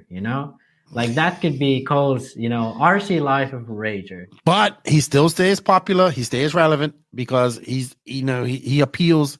People like that. Even myself, I like the drama that is attached to him. It's always going to be some drama attached to Cole at a race. Yeah. And I love that part. I love that he's embraced his character. But I feel if he partied less and focused more, he would definitely get the results that he's looking for. That's my thoughts. I think he has a lot of speed. It's the consistency that's lacking. But I think he still brings in some value to his sponsors at the moment. Like, because he's popular. He's popular. Yeah, that's the thing. Right? Like, I mean, sometimes it's not the best publicity, but I mean, all publicity is good publicity nowadays. Yeah. So, I think Tebow had a solid weekend. A 5th in Nitro Buggy, a 3rd in Truggy. E-Buggy not too good, but he would be happy that he bumped up. I talked to him. He seemed happy. Tater Sontag, 6th. I think another great. I think Tater is the most underrated racer in RC, to be honest. Right now, like I don't know what happened between like 2022 and 2023, but he made the step of being at the edge of B and A main to consistently fighting for top 5s. Like he has a lot of like flame outs, issues, crashes, inconsistent, but he's young still. So like. Even there, he was in the beginning of the argument. He was battling with Fend. Yep. The Padawan is becoming the master. Okay. Yeah. All right. I think that's about it. It was a great Wicked weekend. I had a lot of fun. I want to say thank you to everybody that came up, said happy birthday, said thank you, got some stickers from me, told me how much they enjoyed the podcast and what we're doing. Thank you guys, because we can't do any of this without you guys' support. I know there was some gossip. And there is some other stuff that happened, some other drama. We're going to talk about that in a minute. But as far as the event went, I thought it was ran smooth. Lance did a good job. Yes, I know people are crying about referees and all this type of stuff, but that's something I want to talk about here shortly. I thought the racing was good. I thought it was a big event. People came to watch it, which was great. I look forward to going back to this event next year. I think if you guys want to, if you're thinking of a great event to go to, it's only like an hour drive from Atlanta too, so it's not far from a major like a major airport. I thought it was great. I thought it was awesome. I enjoyed it. I want to again thank Dave for the opportunity. I thank Lance for his help in getting there, and I thank everybody that supported via the Waffle. And I hope that if you did, you got some stickers from me. If you didn't, I'll be at the next one and I'll have more stickers. So it was congratulations to Dakota Fenn on winning Nitro Buggy, even though I think it was a lucky win, but a win is a win, right? Congratulations to Steph and Dale for having a great weekend. Also to Mayfield for winning it for Techno and Truck. And to Steph. So Techno had a very good weekend. They won 2 classes. They would have won 3. And they have some publicity now. They have more publicity now. The rivalry has been born. Techno versus HB. We shall stoke the fires of this and hope that it continues, because Matt, I have never seen Matt get upset. He's not the type of guy to get upset, really. He's the never seen him get upset. Rational guy. He was up. He was like, and the F-bombs were flying. And then I remember he came to me like later on in the day. He goes, "What did you think of that?" And I said, "I thought it was blocking." And I said, "You guys have every right to be upset, but this comes down to racing, right? This is racing, and this is what teams are for. And if you can't help out your teammate, and rivalries can't happen, this is what's going to happen. This happens in full scale racing. It happens off the track and all that stuff. So I give Cole, thank you, Cole, for making it extra exciting with what you did on the track, and even better with your Facebook post. He is truly living up to his name of the Beast from the East and the People's Champion, and just making RC exciting. And I implore these other RC drivers to embrace and say what they have to say too, because hey, this is entertainment as well. And thank you to the racers that came. Thank you to everybody that showed up and raced, because people came, without the sportsman guys and the intermediate drivers and the 40 plus drivers, obviously these races can't happen. So thank you guys for coming and putting on a show as well. I thought the racing was good in all the classes. So thank you very much. Max, you have any finishing closing arguments before we move on? I don't know. We talked about so much stuff. Overall, though, I do have to say, probably from a spectator point of view, the best Wicked weekend ever, because there was high-level coverage, there was high-level competition, drama. What more can you really wish for as a RC enthusiast? I don't think you can. Well, we'll touch on some of the drama and something good, which was the Beach RC pit party that happened Friday night. There was a lot of frosty beverages consumed, a lot of fireworks, which led to some fireworks the next day. But with that said, we're going to wrap it up on Wicked Weekend. That recap, I hope you guys enjoyed that. And thank you to everybody that helped me get there. And I enjoy going to these races and being a part of them. All right, Max. So up next, we have the hot race, hot laps, or hot gossip that we're going to talk about real quick before we go into a rant. That's bought by Hot Race Tires. Thank you to Nicola for all his support. Hot Race is one of the biggest tire brands in the world, and passionate owner. But he is super passionate about RC. They are big and popular throughout Europe and definitely throughout Asia and stuff like that, and gaining popularity in America. So thank you to Hot Race for all their support. We greatly appreciate it. And thank you to Nicola, because he's also become a good friend, and Robert, who helped make this happen, my good buddy, Bobby. But we have the hot laps. We don't have any singular names coming up, but we will use this at the hot gossip. So we have all the good stuff about Wicked Weekend. There was some other things that happened that were kind of So I would say we had the Beach RC party, which was great. Everybody was fun. Everybody was drinking. It was safe. They were putting off fireworks. One of them blew up on the ground, and one of the little sparks hit me in my head. So I understand why fireworks are dangerous now. But, it was pretty healthy fun. Obviously, some people had too much to drink. But nothing really happened that I saw. I kind of left about 12 because I was like, I had a few beers, and I was like, I'm going to go because I have to be up early tomorrow. Saturday was going to be the longest stuff day. Never happens before 12. It happens. Right. Well, I went to bed before that because I knew that I had to be up early. So I went out to drop a piss about 1, and people were still good. They're playing cornhole. They were having fun. There was a lot of beers to drink. So thank you to Beach RC and Brent for putting that on because they put it on. And people enjoyed it. And I knew it was going to be, joyful nights, sorrowful mornings. So what happened? I did not see this. What happened? So one of the things that happened apparently was one of the guys got super drunk and they used one of the RaceTime buckets to blow off a firework or something. And the buckets they use for the terror marshals and stuff. So that blew up. And then in the morning, I think Bobby went to the guy he knows him. He's a friend of Bobby. They know each other for many, many years. I'm not going to say his name. I don't want to, people know who he was. He was fairly intoxicated the night before, but not to a point where he was like, he was intoxicated, but he was happy intoxicated, right? He wasn't being I'm being all types of intoxicated. He wasn't being an asshole or intoxicated. So in the morning, he was probably still a little bit drunk, and he woke up, and Bobby was like, "Hey, you got to pay for that bucket," right? And he was like, "I'm not paying for shit." And they said, "Well, if you don't pay for it, you're gonna have to leave." And he goes, "I'm leaving anyway." And so him and Bobby got an argument. I think there was some pushing and shoving. I think he hauled off and punched Bobby, right, and left a little knot on his face. And then he got in his vehicle and drove off. And the cops I think the cops would come and came, and there were some charges pressed and against him and all that. But he was gone. So that was unfortunate, but that's one of the downsides of all the alcohol, right? Is that there can be things like this happening, even though it was the next day. Also, there was a disqualified. Now, he was disqualified because, so from how I heard it, I see a lot of stuff I heard, so I wasn't there for it, right? Because I'm in the booth. So if you saw after that big double on the back jump, there was a big crater on that 180, right?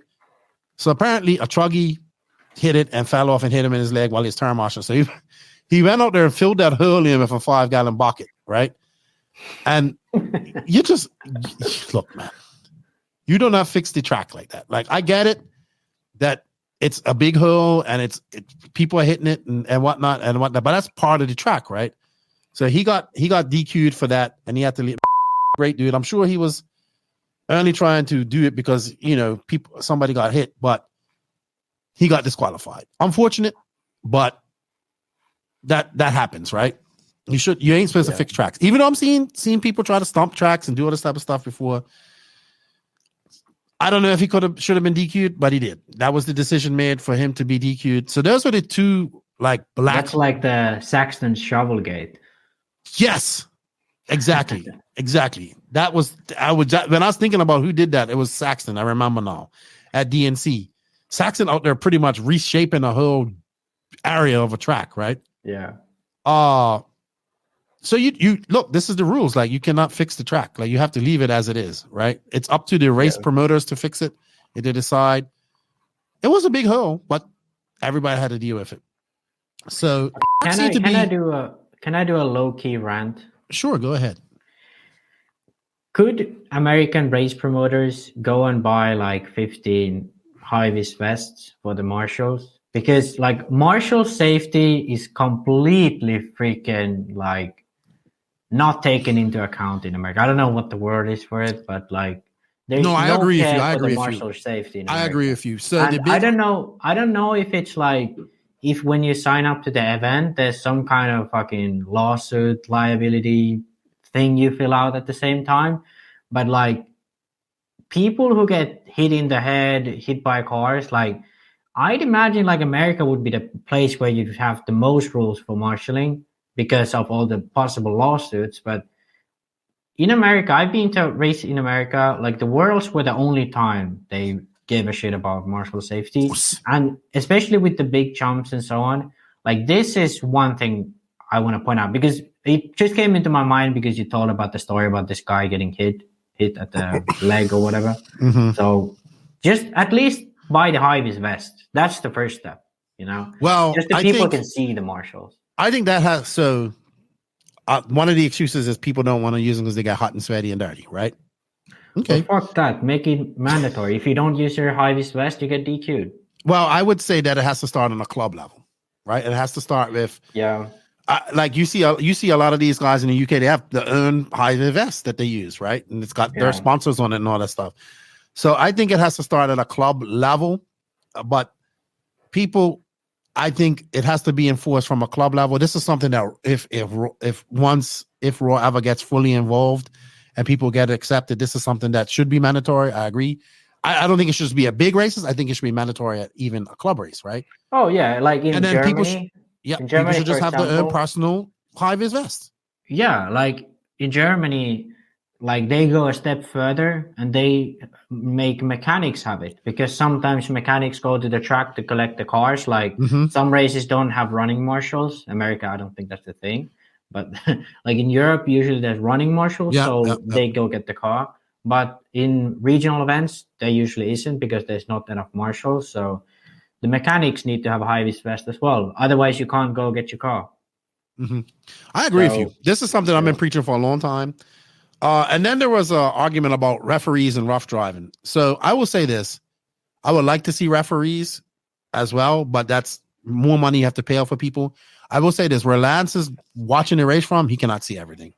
Like he's up in a booth. You can't see everything. But I will say this. The same people that are crying for referees will be the same people to complain once the law is applied to them.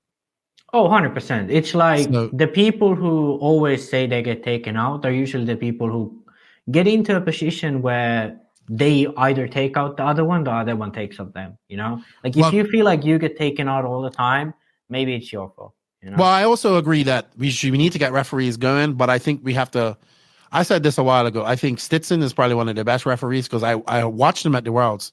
He wasn't just out calling penalties, and he was managing the race. Oh, 100%. Right? And I think that's where, when an RD is doing this, he's doing 3 jobs. So he's doing the announcing, he's doing the monitoring of the loop, and he's doing the refereeing. Now, I know at European races or a Worlds event or something like, or Euros, that's done by, or even the Nationals, that's done by 3 different people. So maybe have, I agree. But to have a referee, you have to have 3 people. You have to have 2 people doing it, then, or 1 person, or doing a rotation, especially for these big races. So, yeah, I'm all for referees. 2 is pretty much enough. You can have the RD and the timekeeping person can be the same. And then announcer and timekeeper can be the same, because he's just saying the order at the track. But then the referee / RD, he can be, so 2 people is enough, in my opinion, because the one reads the scores, looks that everything's right, and then announces to the public. And then the other is the one who looks at the track, looks at, like, basically the RD, what he does is he looks if cars are close to each other. So for example, what Stetson does, he does this where he sees a battle between, let's say, 4 cars, a tight battle between 4 cars. He says out loud, car number 5 and 12 and 6 and 7, keep it clean, please, you know, like drive safely. So now he remembers in his head that battle is of those cars, you know. He doesn't have to go find what number cars those are, whatever. And those drivers know that they are being watched. Yes, you know? yes. So it has so much more effects. Right. Like he's that just, one announcement. Right, and they know if they touched, he's watching them, and they're gonna be told to wait and all that stuff. That's why I think I would love for these federations to start training people to do this job, and I think he would be the best person to train to do that, where you have official referees. But here's what I would say for these events: this is a great time for Raw and these bigger races that aren't Raw affiliated to get involved. Figure out a way to send 2 guys there to be referees. You can say, okay, we're gonna have referees, but everybody here has to be a Raw member. Or something like that, right? And you could do Raw memberships right there. You could do temporary Raw memberships, whatever. I know that has to be paid for. How much is it? It's $40 a year. So basically, like, if everyone paid $40 a year, and then Raw would agree to RaceTime events with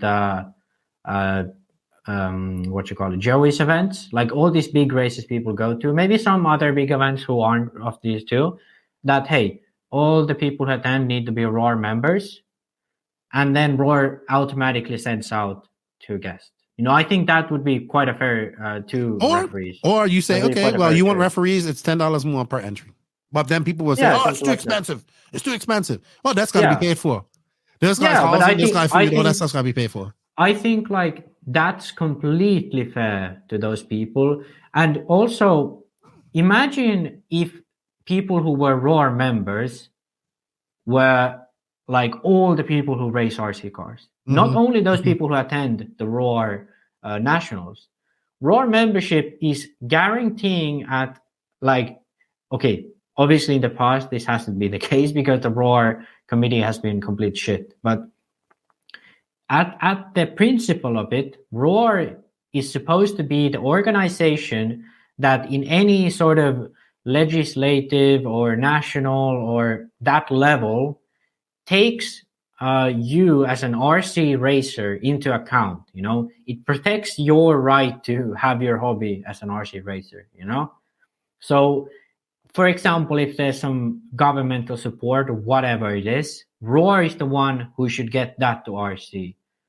County support, whatever it is, you know, or some laws that need to be like, or some permits or whatever. Pump the brakes on that one. Pump the brakes on that one. Because I think that we're going to talk about Raw on our next rant. Okay. But I officially feel like that... To conclude what I was like talking about is just that people should think of Roar more than just like, oh, I need to pay $40 a year to attend Roar events. No, it's more than that. Like, that's what it should be.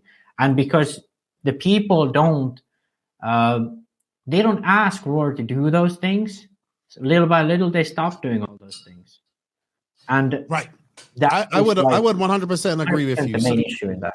So you want referees? Let's send people that do it, right? Let's start training people to be. If you want to be a referee, it's a hard job. Let's have some rules to that. Can you hear me? My freak. Yeah, I can hear you. I can hear you, dude. Yeah. My freaking headphones dropped off. So, but yeah, basically, like my point is that we could have all those things if you asked for all those things. Maybe you have to pay $40 a year. Maybe you have to pay $10 for entry. Whatever it is, you could have all those things. You just need to ask for it. Well, it has to come. It has to be paid from somewhere, and you have to accept the rules, right? And it has to be. Yeah. It has to be somebody that's not attached to a manufacturer and all that type of stuff. And I think that would be a great way for Roar to get to these races that aren't Roar affiliated. And I just think it would be a great idea. And people get referees, we'll get rules and regulations at this, and it will alleviate the pressure of that one man has to do all of this stuff. And to reiterate, so someone isn't like, oh, but why do we have to send them over? They don't have to be someone from across the country. You could have like Roar have regional managers, whatever. Every region could have, let's say, 4 people who have the training or whatever you want to call it to be an official Roar referee. Exactly. Okay? And then if you have a race in Georgia, you see, oh, here's the Southeast region or whatever, the district of Roar. They have these referees, and you like, can someone show up? We'll pay for your like gas and hotel. I think referees should have a certificate. You should have to have a certificate to be 100%. A referee. 100%. I think there should be a course that you have to take.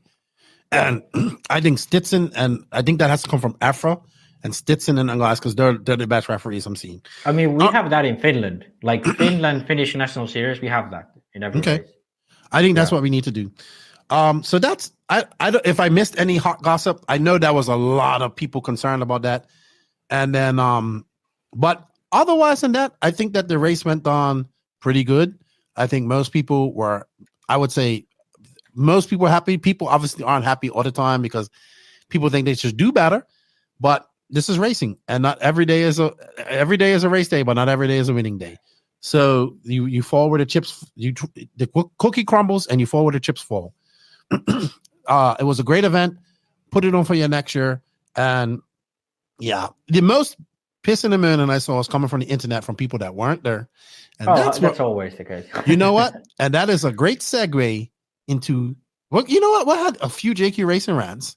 We're gonna have another one this weekend. Yeah. And JQ Racing Rant is great because, as everyone knows, it's not alive anymore. So we can say anything and they can't drop it. Exactly. And I would like to advise people that this is always rated PG-13 because we let the I think it's R-rated. R-rated. Okay, we're R-rating this stuff. I don't know. Maybe now in life, PG-13 is like what R-rated used to be back in the 80s. But true. let's go on. We got a rant. We'll talk about it. We are now at that point of the show where you should fasten those seatbelts and put your big boy pants on. Whoa. Things are about to get serious. It's time for the JQ Racing Rant.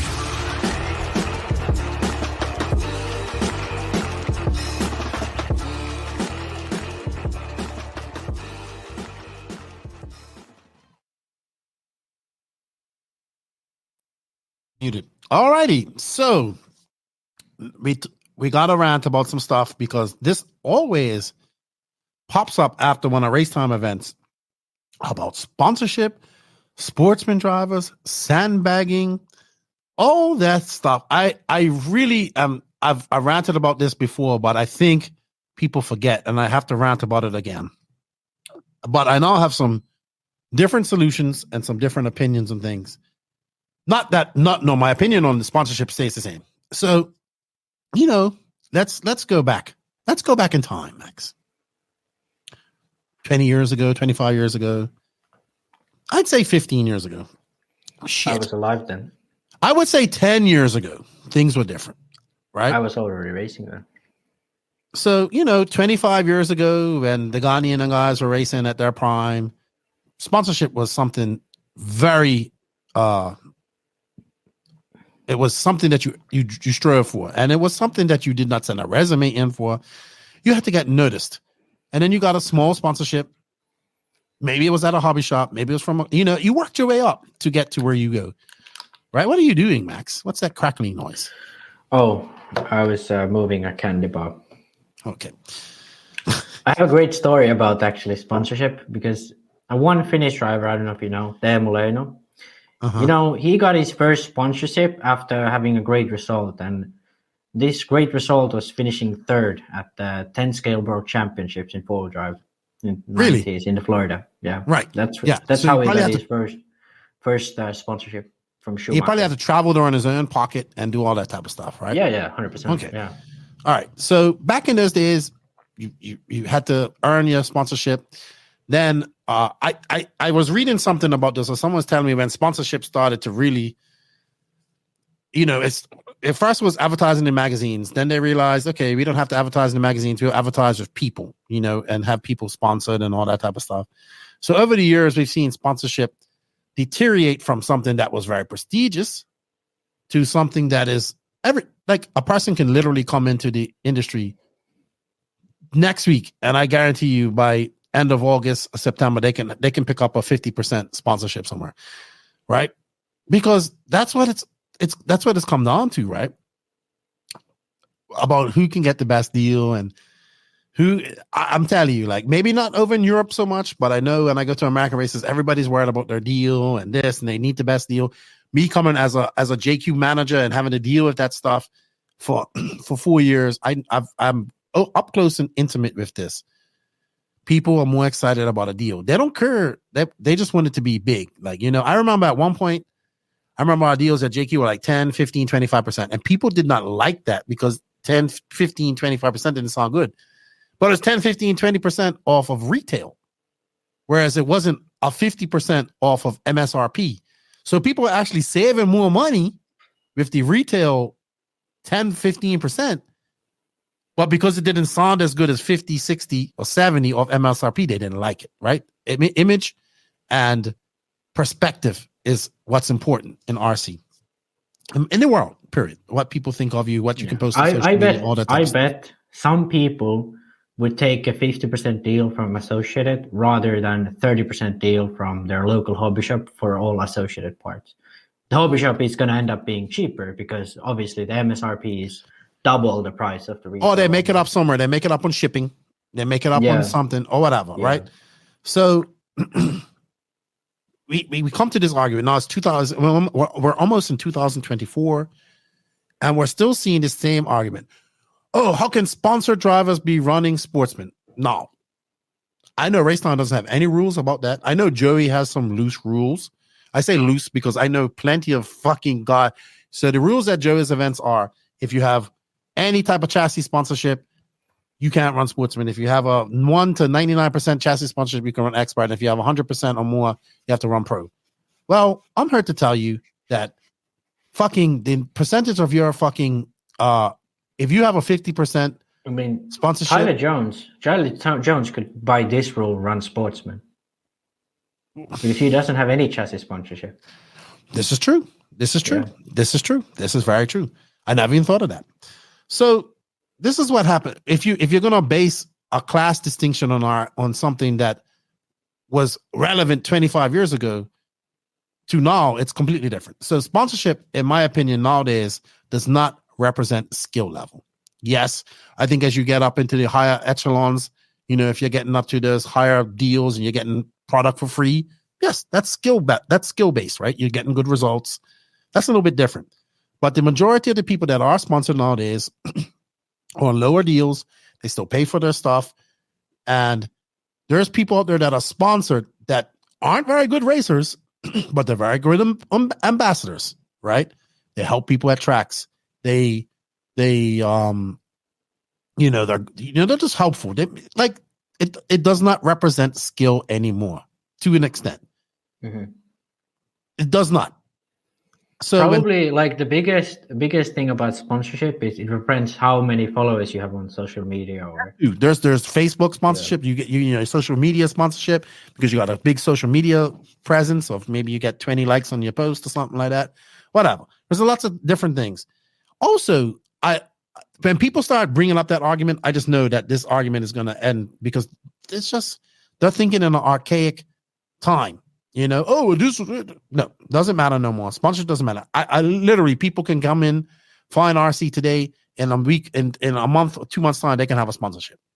Mm-hmm. Also, I think that out of all the deals, the chassis sponsorship is the least amount. It's the tire sponsorships and stuff like the tire sponsorships are the big thing because that's the big consumable, right? It's tire sponsorships. Mm-hmm. And we all know that I say this all the time that it's not really about saving. Yes, some people save money. If you need a deal to go racing, then you probably shouldn't be racing. Right? Yeah. That's my opinion. Or maybe you need to back down from some of the amount of classes you run. But the tire deal is really what helps people out the most because that's the most consumable object in RC. The chassis deal is really minimal because how many kits are you going to buy a year? Maybe three. So that's a moot point for me. It doesn't fucking matter. It does not fucking matter if you're sponsored because I know people that cannot drive and are sponsored. And it's not because they can drive, it's because they're a great ambassador, right? So that is gone. That is completely gone out of the books. If it was 20 years ago, 25 years ago, then yes. The next thing that aggravates the shit out of me is when this is when I know people do not know anything or they have not traveled to big races. I heard people say, well, in our regional race, or in this race, he runs pro class. Well, there's a fucking big difference between going to your local track and a guy running pro class with the local fast guys there and being dominant there, and then going on a national level fucking race like Wicked Weekend, DNC, or any of these type of races where you have talent from all over the North America attending from all different levels. It is fucking different. It is not the same. Pro at your local regional race is way different from pro at one of these races. There are fast people from all over North America coming to these races. If that guy's running intermediate he runs pro and he's running intermediate in this class, he's running with the people that he's supposed to be racing against. If he's running sportsman, if he runs intermediate at your local race, but he runs sportsman, he's running against the people that he's racing against because those are the people of equal skill. Now, we need to stop fucking basing the theory of where you should be in a class off of that. Now, everybody tries to say it's the race managers and they should do this and they should bump up. You know whose fault this is at the end of the day? You know whose fault this is? It is the manufacturer's fault. The manufacturers should be putting these rules and regulations and following up on them if they really want to get control of this. But you know why they want to do it? Because they don't want to lose any customers. Second, promotion is promotion. No matter if you've been sportsman, intermediate, whatever. You're going to get it's promotion. It's a Facebook post and all that stuff. But I'm going to go even a step further. If we really want to fix this, and you want to fix this sponsorship thing and all this type of stuff, this is where I feel I'm focusing on America. This is where Raw has to come. This is not my idea, but I think this is a great idea. Raw, I think all the manufacturers should get together with Raw. If you want to be a sponsored driver, first you have to be a Raw member. You have to fill out a generic resume, right? No. Oh, here's my resume. It looks so great. This is what I done. I won. I came second at the New Hampshire state race with 20 people there, in pro class. That type of stuff. And then if once Raw gets going, you can have actual rankings. You know what I mean? You can rank people where they are and all this type of stuff, regionally, all this type of stuff. I think that the manufacturers should get together and there should be a generic application for sponsorship. And if you really are concerned about people running, sportsmen people running who have some sponsors running in sportsmen, it doesn't make a difference. Just because that guy has a 50% off at a chassis company doesn't mean that's the reason he's faster than you. It means he's just a better fucking driver than you. That's all it comes down to. Because you can get the same things he gets. He's not getting special tires. He's not, okay, maybe he gets unlimited tires. But if he's fucking beating you, it's not because of the tires. It's because he's just a better driver than you. Face it. Stop making excuses. So when I hear stuff like this, these are obviously from people that have never been to a national event of this size. Sponsorship does not determine skill, and running pro at your local race does not mean you have to run pro at these national events. We can fix it, but it has to be manufacturers willing to have some balls and not be scared to lose a few customers when they say, hey, if you're going to be sponsored, you have to run this class. So that, whatever, you can only run intermediate and up, but there has to be some accountability at some point. But it's gotten so out of control that it's a battle out there to get one or two drivers to jump because they're pissed off. Come over here, drive with us. We'll treat you better. Sponsorship does not represent skill. Simple as that. You cannot base limits on. I think we have to look at these classes and we have to treat them like classes. Now, I think the goal should be for people to come out of sportsman and get to intermediate. Intermediate should be the goal of most 95%, 99% of the drivers out there. What is that noise? That's you, Max? Oh yeah, I was smooth. I will mute you. I think the goal should be for most people to get to the top echelons of intermediate. Because why? That is where most people will fall. A, B mains of intermediate. If you are striving to be a professional driver, then you use these classes as a ranking system. Okay, I want sportsman. Next, I want to work my way up to intermediate. I've intermediate a year or two. Now I want to bump up to sportsman and make my way going through there. A good example is Little Bump. Little Bump didn't do intermediate. He went from sportsman right to pro. He took his licks. He's getting better, but also not everybody's Little Bump. He's a special case. He's talented. He works hard, right?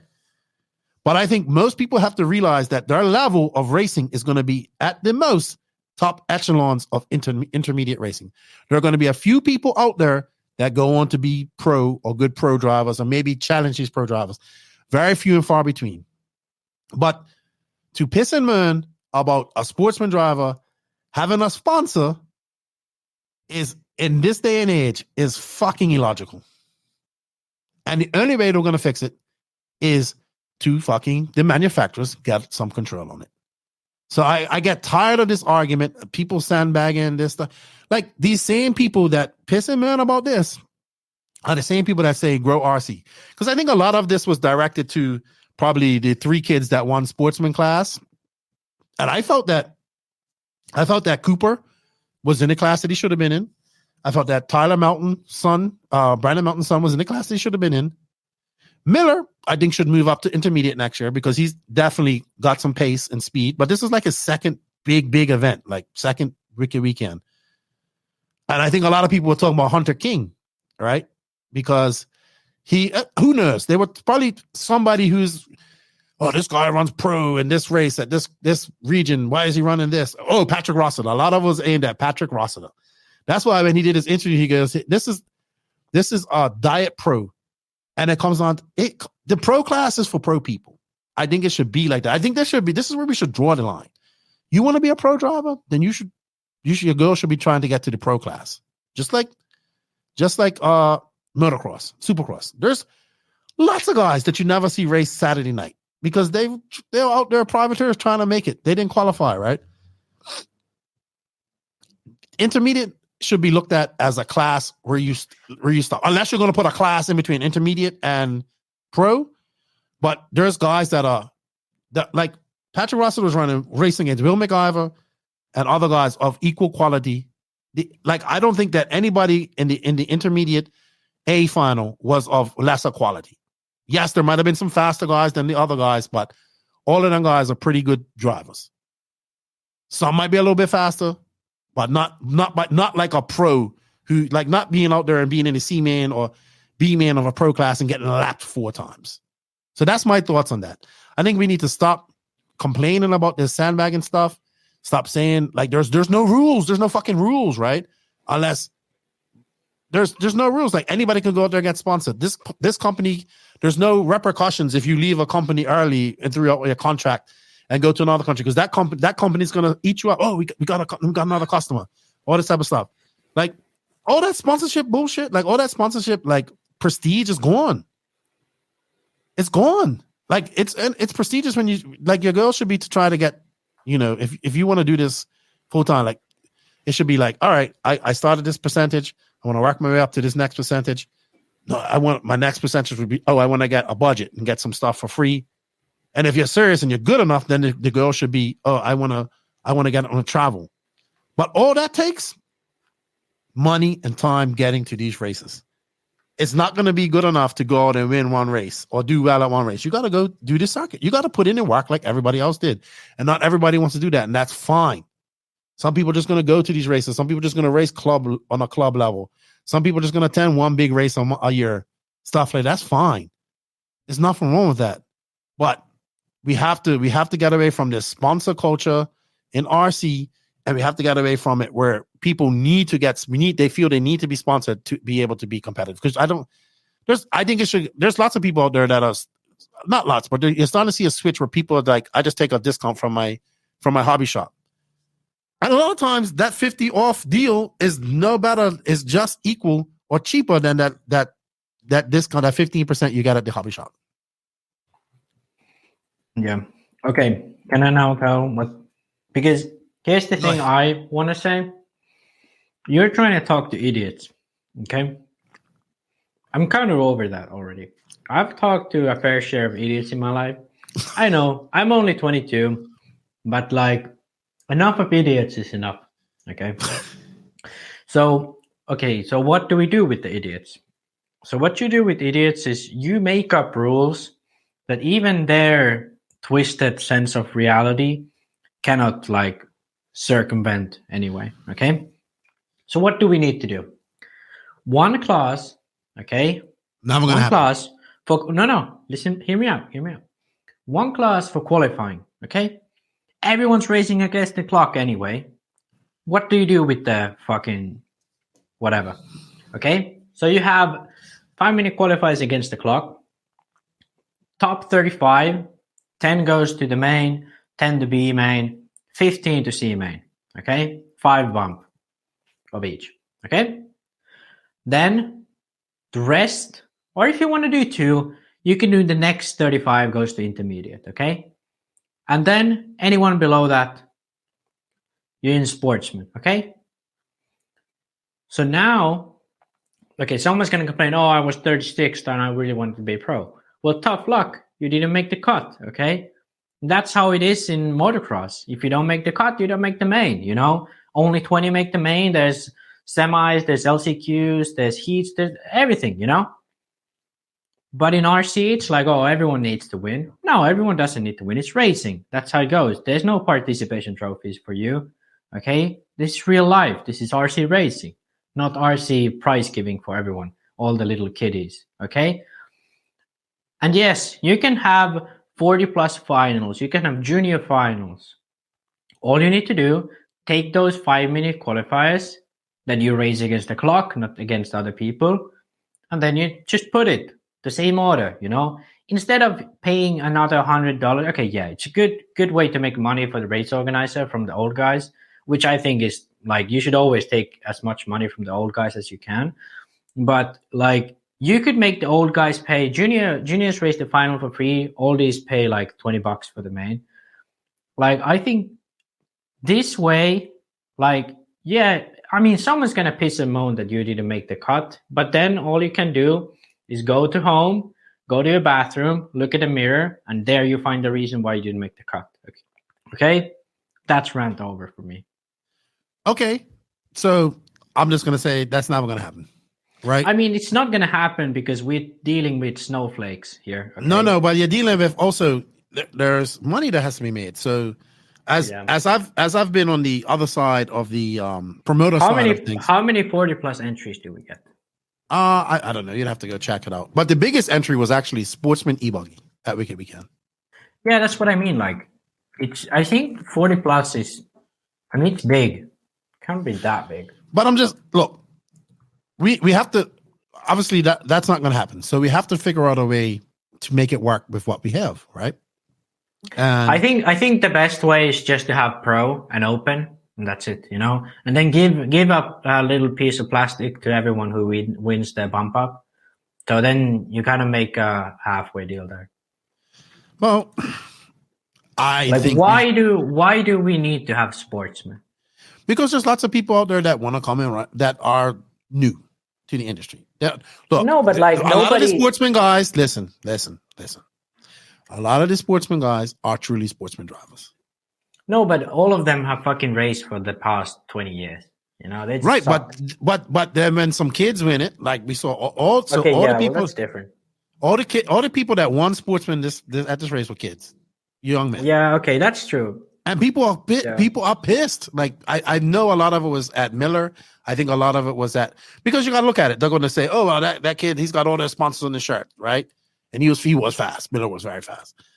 And then they'll look at Brandon Mountain's son, who's, like, they don't know if that kid's got a sponsorship. His dad probably pays for everything or what he uses his dad's stuff. Like, what they should be happy about is that we have these young kids and fathers and sons out there doing well. Like, I think the biggest thing was for me was like watching Chad come up and give his son a big hug after his interview and having this big smile on his face. That's what fucking RC's about. At the end of the day, one of the things it's about. That's what it should be about. Now, if you're 45 years old and you don't want to get out of sportsman, then maybe something different, right? Maybe, but if you can't drive better than that, so be it. But I think I have no issue with sportsmen. I think the goal should be for them guys to get to intermediate. I don't think it should be. I think intermediate should be the goal because if you want to be a pro, then you work your way up and you go to pro. But if you have no wish to be a pro, just stay in intermediate. There will always be people who's like, oh, I just want to win. Like, I want to go home and be like, I'm the big man and I want it, So you're never going to get. You know what? You're going to have to beat those guys, though. That's what you're going to have to do. Yeah, but then they'll complain. They're going to be the gatekeepers. They are going to be the gatekeepers to get to that next class. So that 45-year-old guy that keeps winning sportsman, right? If he doesn't want to bump up, fine. Let him stay there. But he's the gatekeeper. That's your level you have to achieve. Yeah, but that's the same guy who complains online when a kid. No, he's not. He's not the same guy. Because we saw these complaints against a lot of people. We saw different. I'll be honest with you. I was not paying attention to a lot of this because I was busy. But I did glass, and it was just so much complaining. And I'm like, hey, man, just like be happy for the guys that won. Like, you know what I mean? Be happy for those kids that won.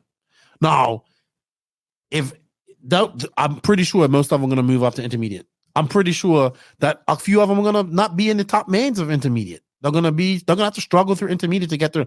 I think Miller's special. I think he'll do well. I think he'll catch on to intermediate and be up there very fast.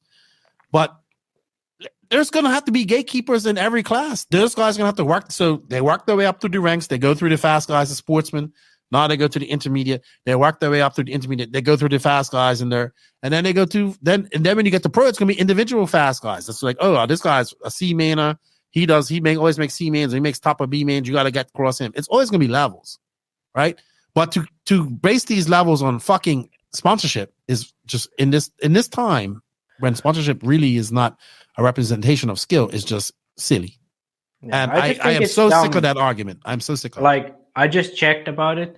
Well, how much was entry at the Wicked Weekend? 100, I think. 100. So they made about 9K off of the 40 plus people. So, okay. They are but I'm going to be honest with you. They're not going to make that money any other way. But okay, maybe 40 plus has it fucking O class, whatever. But like the fact that we have 5-minute qualifiers against time and then we don't use it like it should, like that time still used within the class, like because people want that. People want. Look, man, you and everybody that says it's just going to be one class, it's never going to happen. No, but it doesn't need to be never. one class. Even how you're saying it's going to be because people want that. They want that. They want to be there. They want to go out there on that track as many times. They want as many chances to qualify out. No, but here's the thing. You could have 4 qualifiers if you take out like you could raise the entry fee to a little bit more, and then you like add one more qualifier in there because you're gonna have like same amount of people going out to track more. I don't see that happening. I just think we need to fix what has to happen now, and I think there's ways we can do that, but it has to. It has to be the manufacturers. You don't think like a true revolutionist, okay? No, I just know that's not going to happen. The thing how revolution happens is the things have to go to as shit as possible before they get better, okay? Well, I think that's going to happen.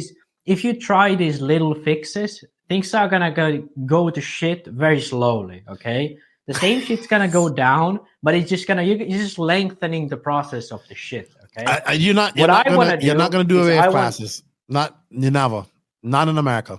Not in America. No, never. But you're still gonna have a sportsman main open. Yeah, but it's not gonna happen. It's not gonna happen because everybody wants to. It's different. Like, and it's just they just want to have their name in the. They want to pay more money and have less track time. But also these tracks have to make money, right? You could. So let me tell you something. Let me tell you something because everybody complains about this. Listen. Everybody complains about this, right? How much do you know how much it costs to rent that place out?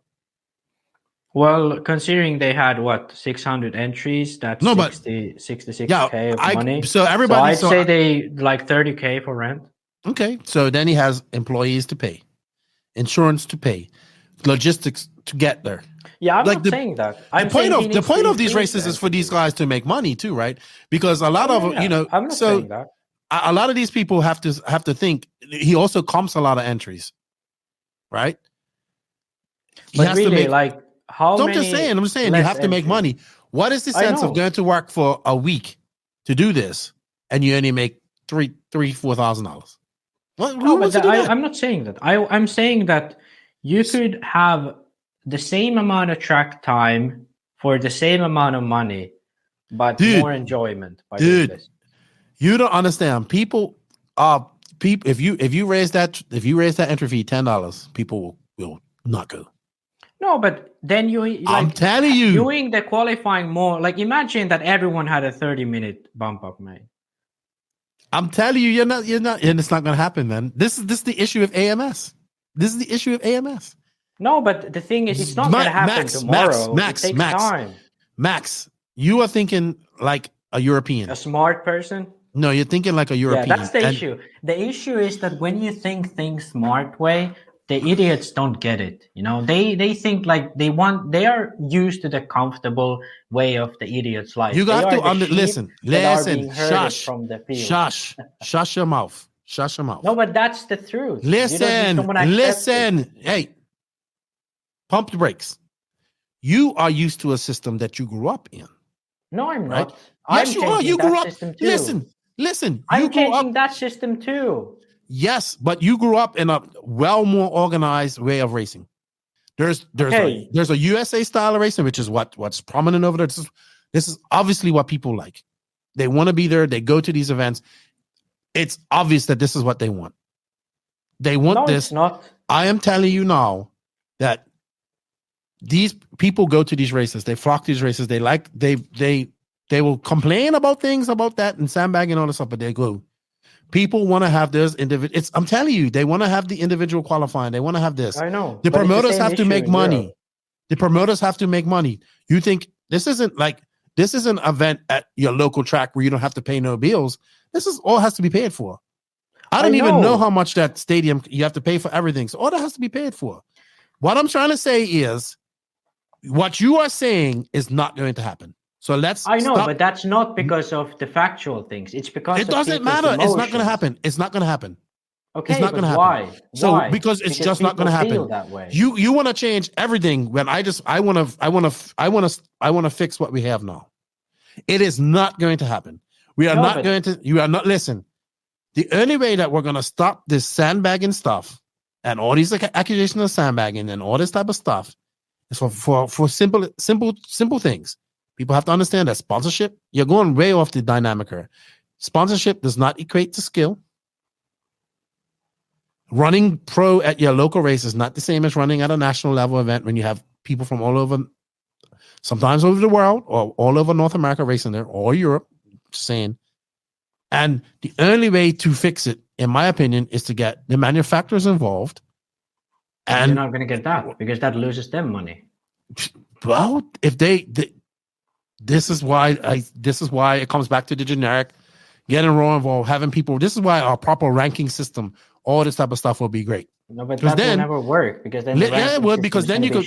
This is what happens. Okay, you got an application. You want to do top 25 Listen.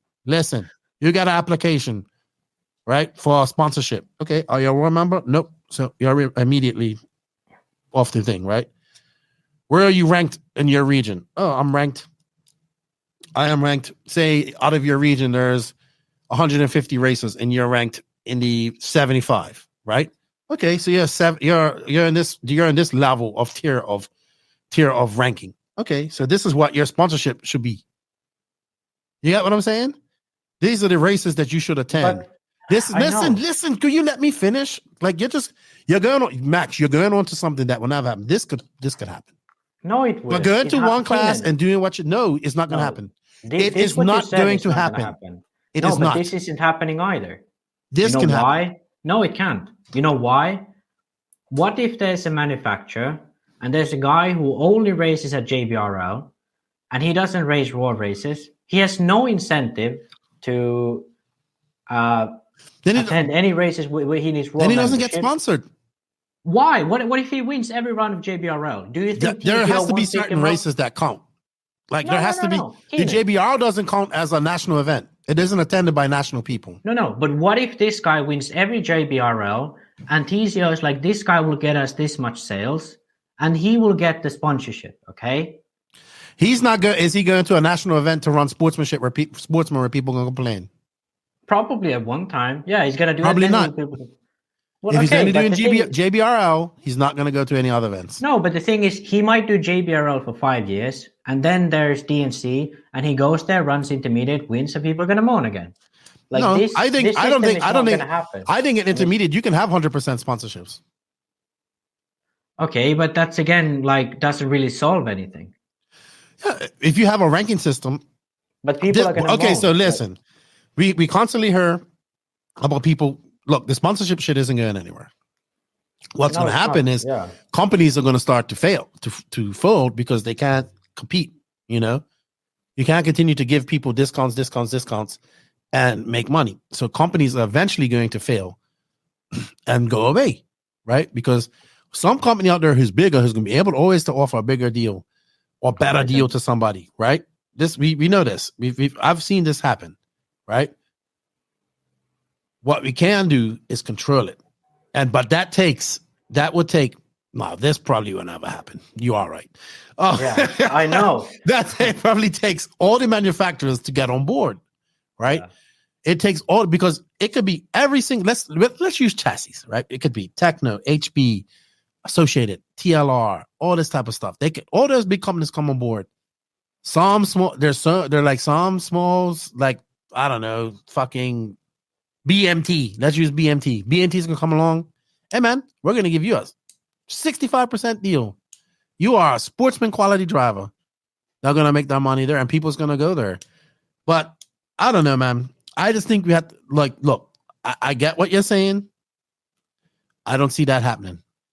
But I don't see it happening either. But I don't see like that's the only way to fix things. You know, that's the whole thing. Like, it's gonna be really hard to fix things. But if the structure of the whole system is fucked, there's no way to make it good. You know, you can't. Well, I think it's just been. Tweak, it's just you can't tweak a shit to taste like a steak. You know, you know. You can't grill a piece of shit in a way that makes it a steak. You have to start from a different piece of an animal. You know? Oh my god, that was actually a great analogy. Yeah. Okay. We like okay. We agree at the end things should be quite similar. We want people to have fun, but the thing is, like, I see it that there's always going to be someone who sees a gap in the market. You know, I agree there. That's the only problem. Like RCGP. This was pretty much like all you needed to do is send your drivers to 4 races a year, and you had a chance to get like so much more like popularity. Like, you basically gonna get full coverage, intervisible drivers, like team what you call those, like but look at that. The first year of RCGP, how many teams showed up for media day? 0. Fucking none. And that's because the mentality of RC is not professional. I know. So that's the issue. You can't ever get people to agree to do something. You have to force people to do something, and then when the sheep are gathered together, then they will go to the right direction, you know? Well, my thoughts on this is looking at like the BRCA ranking system, right? And getting but that's one country, very small area, very, very old system, you know? Yeah, but it works. Been around. Yeah, but it's been around 20 years. You thought it worked when they implemented it? No, it didn't. Everyone said it was shit, most likely. You know, we tried this in Finland, it didn't work. And that's the issue. Like, things never work the first time. AM is not going to be the most popular race in the next 2 years. Maybe in the next 5 it will, because people realize how shit like some other races will become, you know? It's a very hard thing to, let me tell you something. You and I both agree that the way AMS is done is a better format, right? Yeah, 100%. Okay, I agree with you 100%. 100% there. Yeah. People will just see that $150 price tag. No, I know. No. I will say this, that Dave has made it, the first class is $150, the second class is cheaper, and such and such. Like, if you run, the more classes you run, the cheaper it is. Okay, that's great. But it's a very hard, see, we're going way off on a tangent, but it's a very hard thought process. I've seen it, man. I see it because I go to more races than you. I do. Yeah. I go to more American races than you, so I see it. I see you raise that price $10 and people complain. Like we listen. We said that charge $110 and that $10 goes to having referees. People will fucking not go. Yeah, there's same people who complain about about not having referees will not go for that $10. Yeah, and that's where as a community, RC racing is fucking twisted. It's just like people complaining about Roar, canceling classes. Sign the fuck up and pay. But this is like it's a culture. Really, it's a whole culture thing that's been. But it's not actually only America, because we have the fucking same issues in Europe and in Finland. Like, everyone says, "Hey, we want formats with more racing." Then you do it, and everyone says, "Oh, but you shouldn't do it this way. You should do this." And then the other person says, "Oh, you shouldn't do that. You shouldn't do that." Then someone says, "Well, I want to get home by 9." Okay. Then I'm like, "Okay, let's take one qualifier round out so we can get earlier home, because it's crazy that you're always home by 12." Okay. So then everyone's like, "Oh, but I'd like to race more for my money. I don't get to race more." Then, okay, let's put back in one round of fucking qualifying. And then the people are again like, this is the issue. Like, you will never make everyone happy. And you really need to just force things through and hope that it sticks. Like, people actually realize that it's good. Like, I agree. I made changes to the format in Finland. During the winter, everyone's like, "What the fuck? We have this, we have this." And right now, everyone's like, "Actually, it's so much better right now." So it's the issue is too. Stupid. You know, the issue is Finland. You have no choice. because it's the only one that's happening. In America, you have no look. There are a plethora of choices in America. People can say, "Oh, I'm not going to the race. I'll go to this one." You don't have that in Finland. Yeah, but so it's easier to force that. It is easier to force that change. Yeah, to some extent, yes. See, you gotta stop comparing America to Finland. Well, I'm not doing Europe. I know we're starting from very different things. I'm not arguing to do the things I'm doing in Finland to do in America. Like right, I'm but saying forcing that people to do anything. Listen, forcing people to do anything, people will just take their money elsewhere.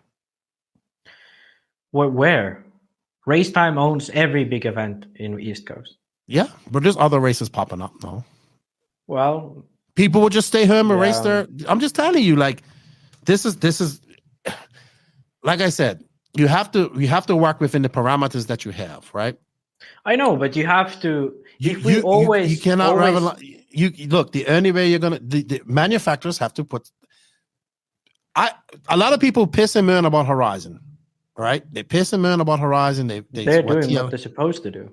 But TLR, I give them all the credit for what they've done. They made people accountable for their fucking deals, right? Mm-hmm. And that's what needs to happen on a general basis across.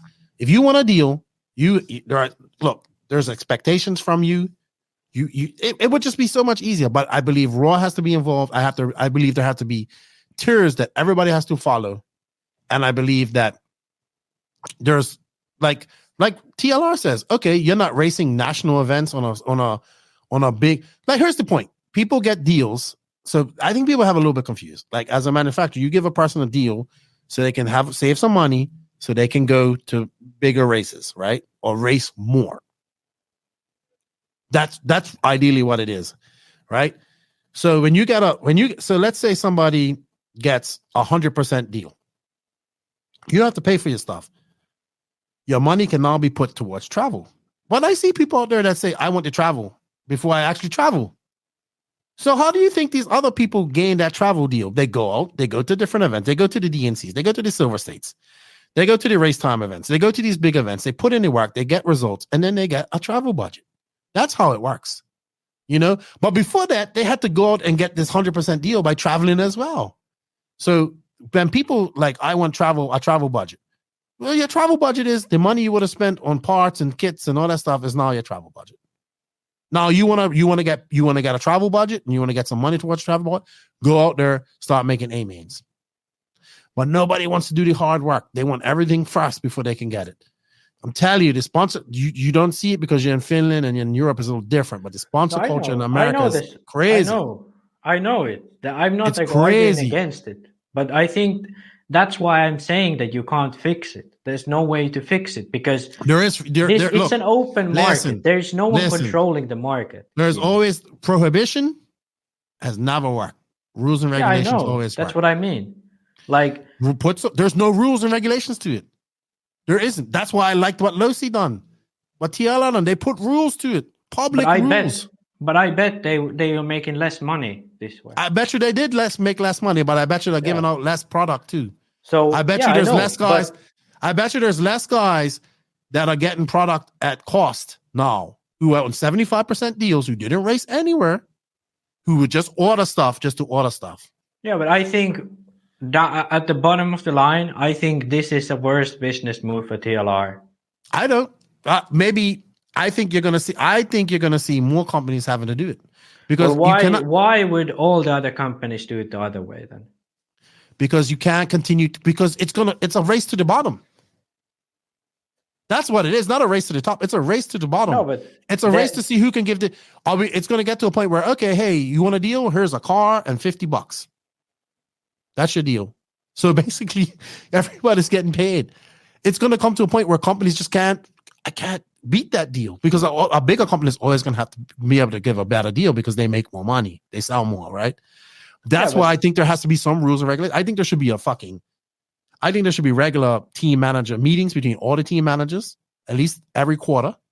There should be, if there's a prolific guy that's out there just jumping, like I think contracts should mean something. I think you should do your contract. if there's a guy that signs with a team and then 2 months later he's trying to sign with another team, he should not be allowed to sign with that team. Like there's team managers have an agreement. If you had agreements and you had things in place, and Raw was involved as a federation, you would see a change.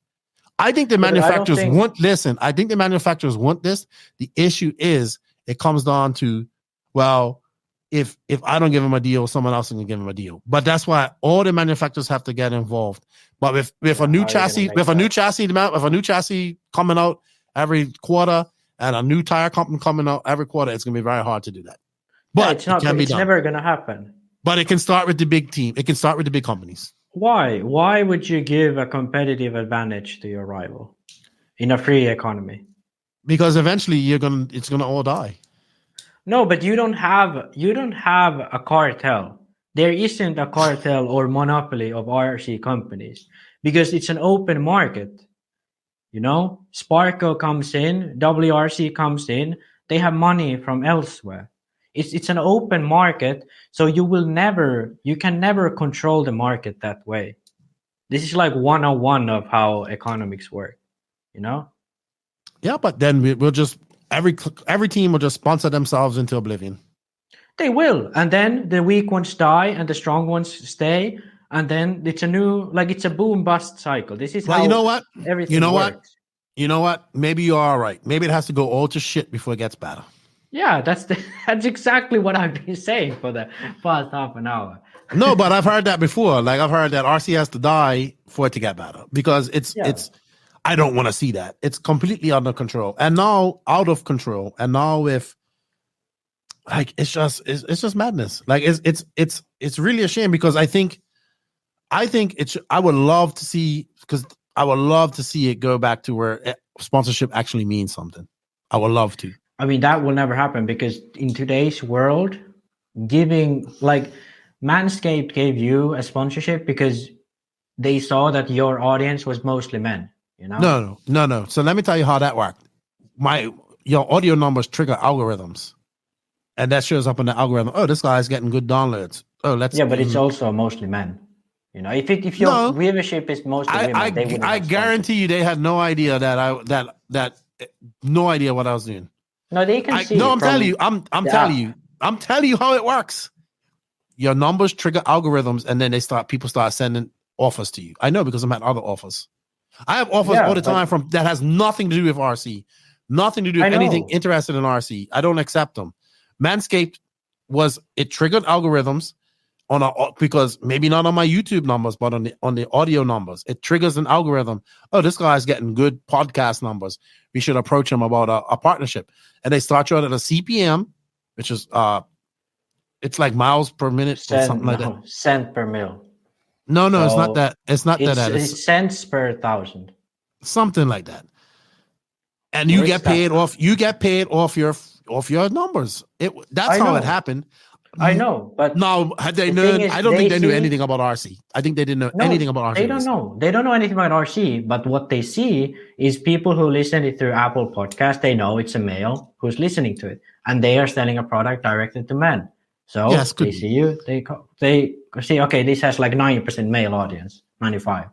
So they see. Okay, this is good numbers, and there's 90% male audience. Okay, so these are gonna be the ones who buy our product, and that's gonna happen with everything this day. With RC companies, they are going to be using social media ads. They say, okay, because we have a car that has a fucking red dot on the ceiling, these kids want it, you know? That's how it's going to be, you know? So it's never going back to how it used to be. I'm sorry.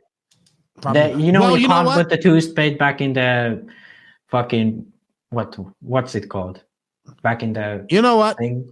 I'm going to talk to my mate who had a great answer to this, and I'm going to get the full answer and talk about it. Right. But I want to know, because we've been going on for this for a while. Dude, if we had done questions, this would have been a 6-hour podcast. Yeah. Because it's almost 4 hours and we've been going on. I want to know what you guys think out there in the that listen to this. Can we get control of the sponsorship thing? What are your ideas about it? Does sponsorship matter? Does it matter? Does it equate to skill? Should it separate the classes? how do we separate the classes? Should we look at sportsman and intermediate as just individual classes? Like, if you're going to stay in sportsman, that's where you stay. If you're going to stay in intermediate, that's where you stay. If you want to be a pro, you can work your way up. And what was the other thing, Max? What was your thing? My thing was like pretty much, to sum up, my thing is we can't control the things that are not in anyone's control, like a market, but we can control how we organize races, and through time, people really will realize what's the right thing. Okay. Let us know what you think. Or are we just two idiots rambling on with no fucking clue what we're doing, talking about? We are really the idiots. Not that's probably what it is. We're really the idiots because I think we geek out too much on this shit. Anyway, that was a long, drawn out rant. Not as epic. You did come up with, you can't make shit into a, what was it? You can't make a shit into a steak, you know. There we go. You can't. Like you have to find the perfect part of the animal, you know. Another great quote by Max. You can't turn shit into a steak. You have to find the perfect part of the animal. With that said, we're going to conclude this podcast. All right, Max, thank you for your time. Thank you, everybody that listened to 3 hours and 55 minutes. Thank you to everybody that supports us. Thank you to all the patrons, YouTube members. Thank you to everybody that participated in the Waffle. Thank you to everybody that reached out and congratulated us, the people that worked on the live stream. It was a lot of work. It is a lot of work. And kudos to Dany Paz, Jacob, and those cameraman. Those are the guys who do all the work. I just sit there and talk, it was a lot of talking. And it was, dude, my voice was tired. You gotta drink more tea or something. I was drinking coffee. And I don't know if that's good. Well, it keeps you awake, keeps you active. Yeah, true. But all to them guys, I'm just sitting there talking all day. I'd have the easy job. So kudos to those guys. And yeah, we're going to RC Pro Am and we're gonna do the same thing. And we got a couple of more races coming up that we're gonna do the same thing. And shoot Dany Paz a message and give him some credit because he's really the brains behind this. And that man's smart. He's super smart. And yeah, we're gonna be busy over the next few weeks, next few months, next half of this year. And I look forward to it. I enjoy going to these races. I missed it for a month and a half, and I still, like, I'm home now. I'm ready to go again next week. I'm ready to go. I was ready to go like after my vacation in Florida because I miss it. I really do enjoy going to these races. I do enjoy being around the people that support the podcast and myself and that make RC awesome. And yeah, we may argue and we may fuss and fight, but I think we all still love this sport /hobby at the same time. And we will answer your questions next week. And yeah, thank you to, like I said, thank you to the patrons. If you wish to be a patron, they got early release of this. You can.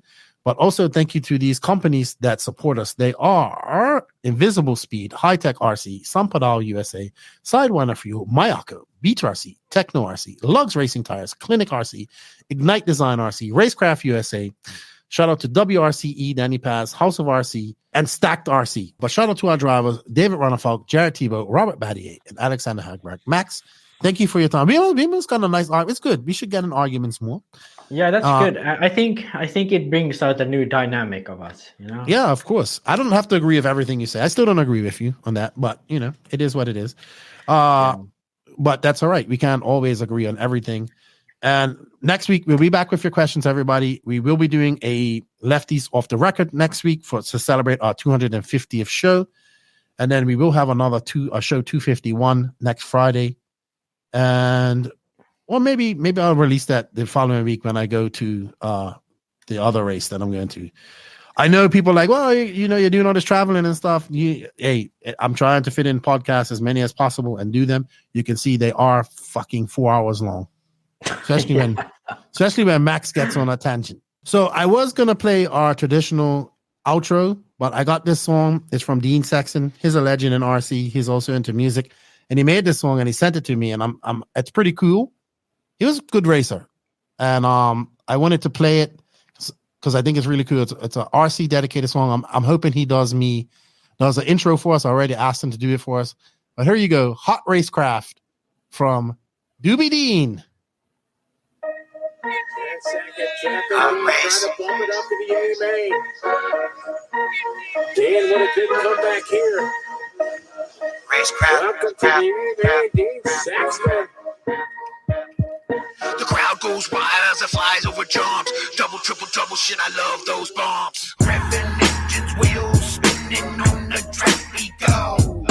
Aussie racing, adrenaline flowing, putting on a show. Revving engines, wheels spinning on the track we go. Aussie racing, adrenaline flowing, putting on a show. Revving engines, wheels spinning on the track we go. Aussie racing, adrenaline flowing, putting on a show. Revving engines, wheels spinning on the track we go.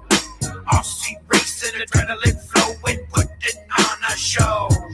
We customize our rides, paint jobs, sleek and clean. Sleek bodies roaring, motors meanest machines. From the straightaway to the jumps, we dominate the course with skills on 3 years of dedication, of course. We race with passion, fueled by beneath our speed, adrenaline pumping, fulfilling every race's screen. The crowd goes wild as it flies over jumps. Double, triple, double shit, I love those bombs. Double, triple, I love those bombs. Double, triple, I love those bombs. Double, triple, I love those bombs. Double, triple, I love those bombs. Double, triple, I love those bombs. RC racing is more than just a game. It's a lifestyle, a passion, a breakable flame. The camaraderie is real, a community united. Sharing knowledge, I'm always excited. From the local track to the global stage, we travel wide doing the RC thing. Adrenaline pumping, jumping, I'm a coming. Feather in the throttle just right. I'm looking for a podium spot. Alright. Revving engines, wheels spinning on the track we go. RC racing, adrenaline flowing, putting on a show. Revving engines, wheels spinning on the track we go. RC racing, adrenaline flowing, putting on a show. That was ridiculous.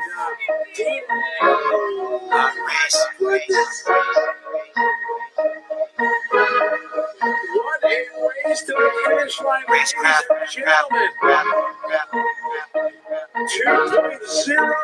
2.02, Dean Sexton came from third and behind to take this one over Ever, who was in second the entire race. The NBA Jam right there, boom shakalaka.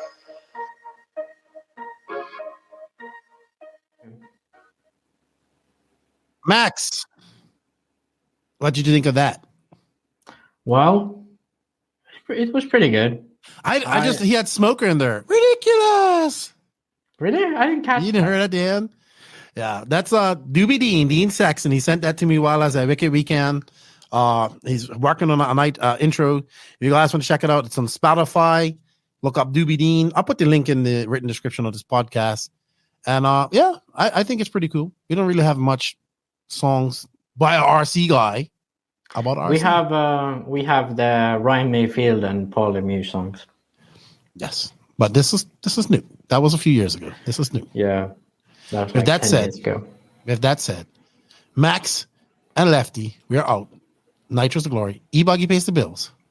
And don't forget to hit that sub, like, notification button. We are out. Goodbye.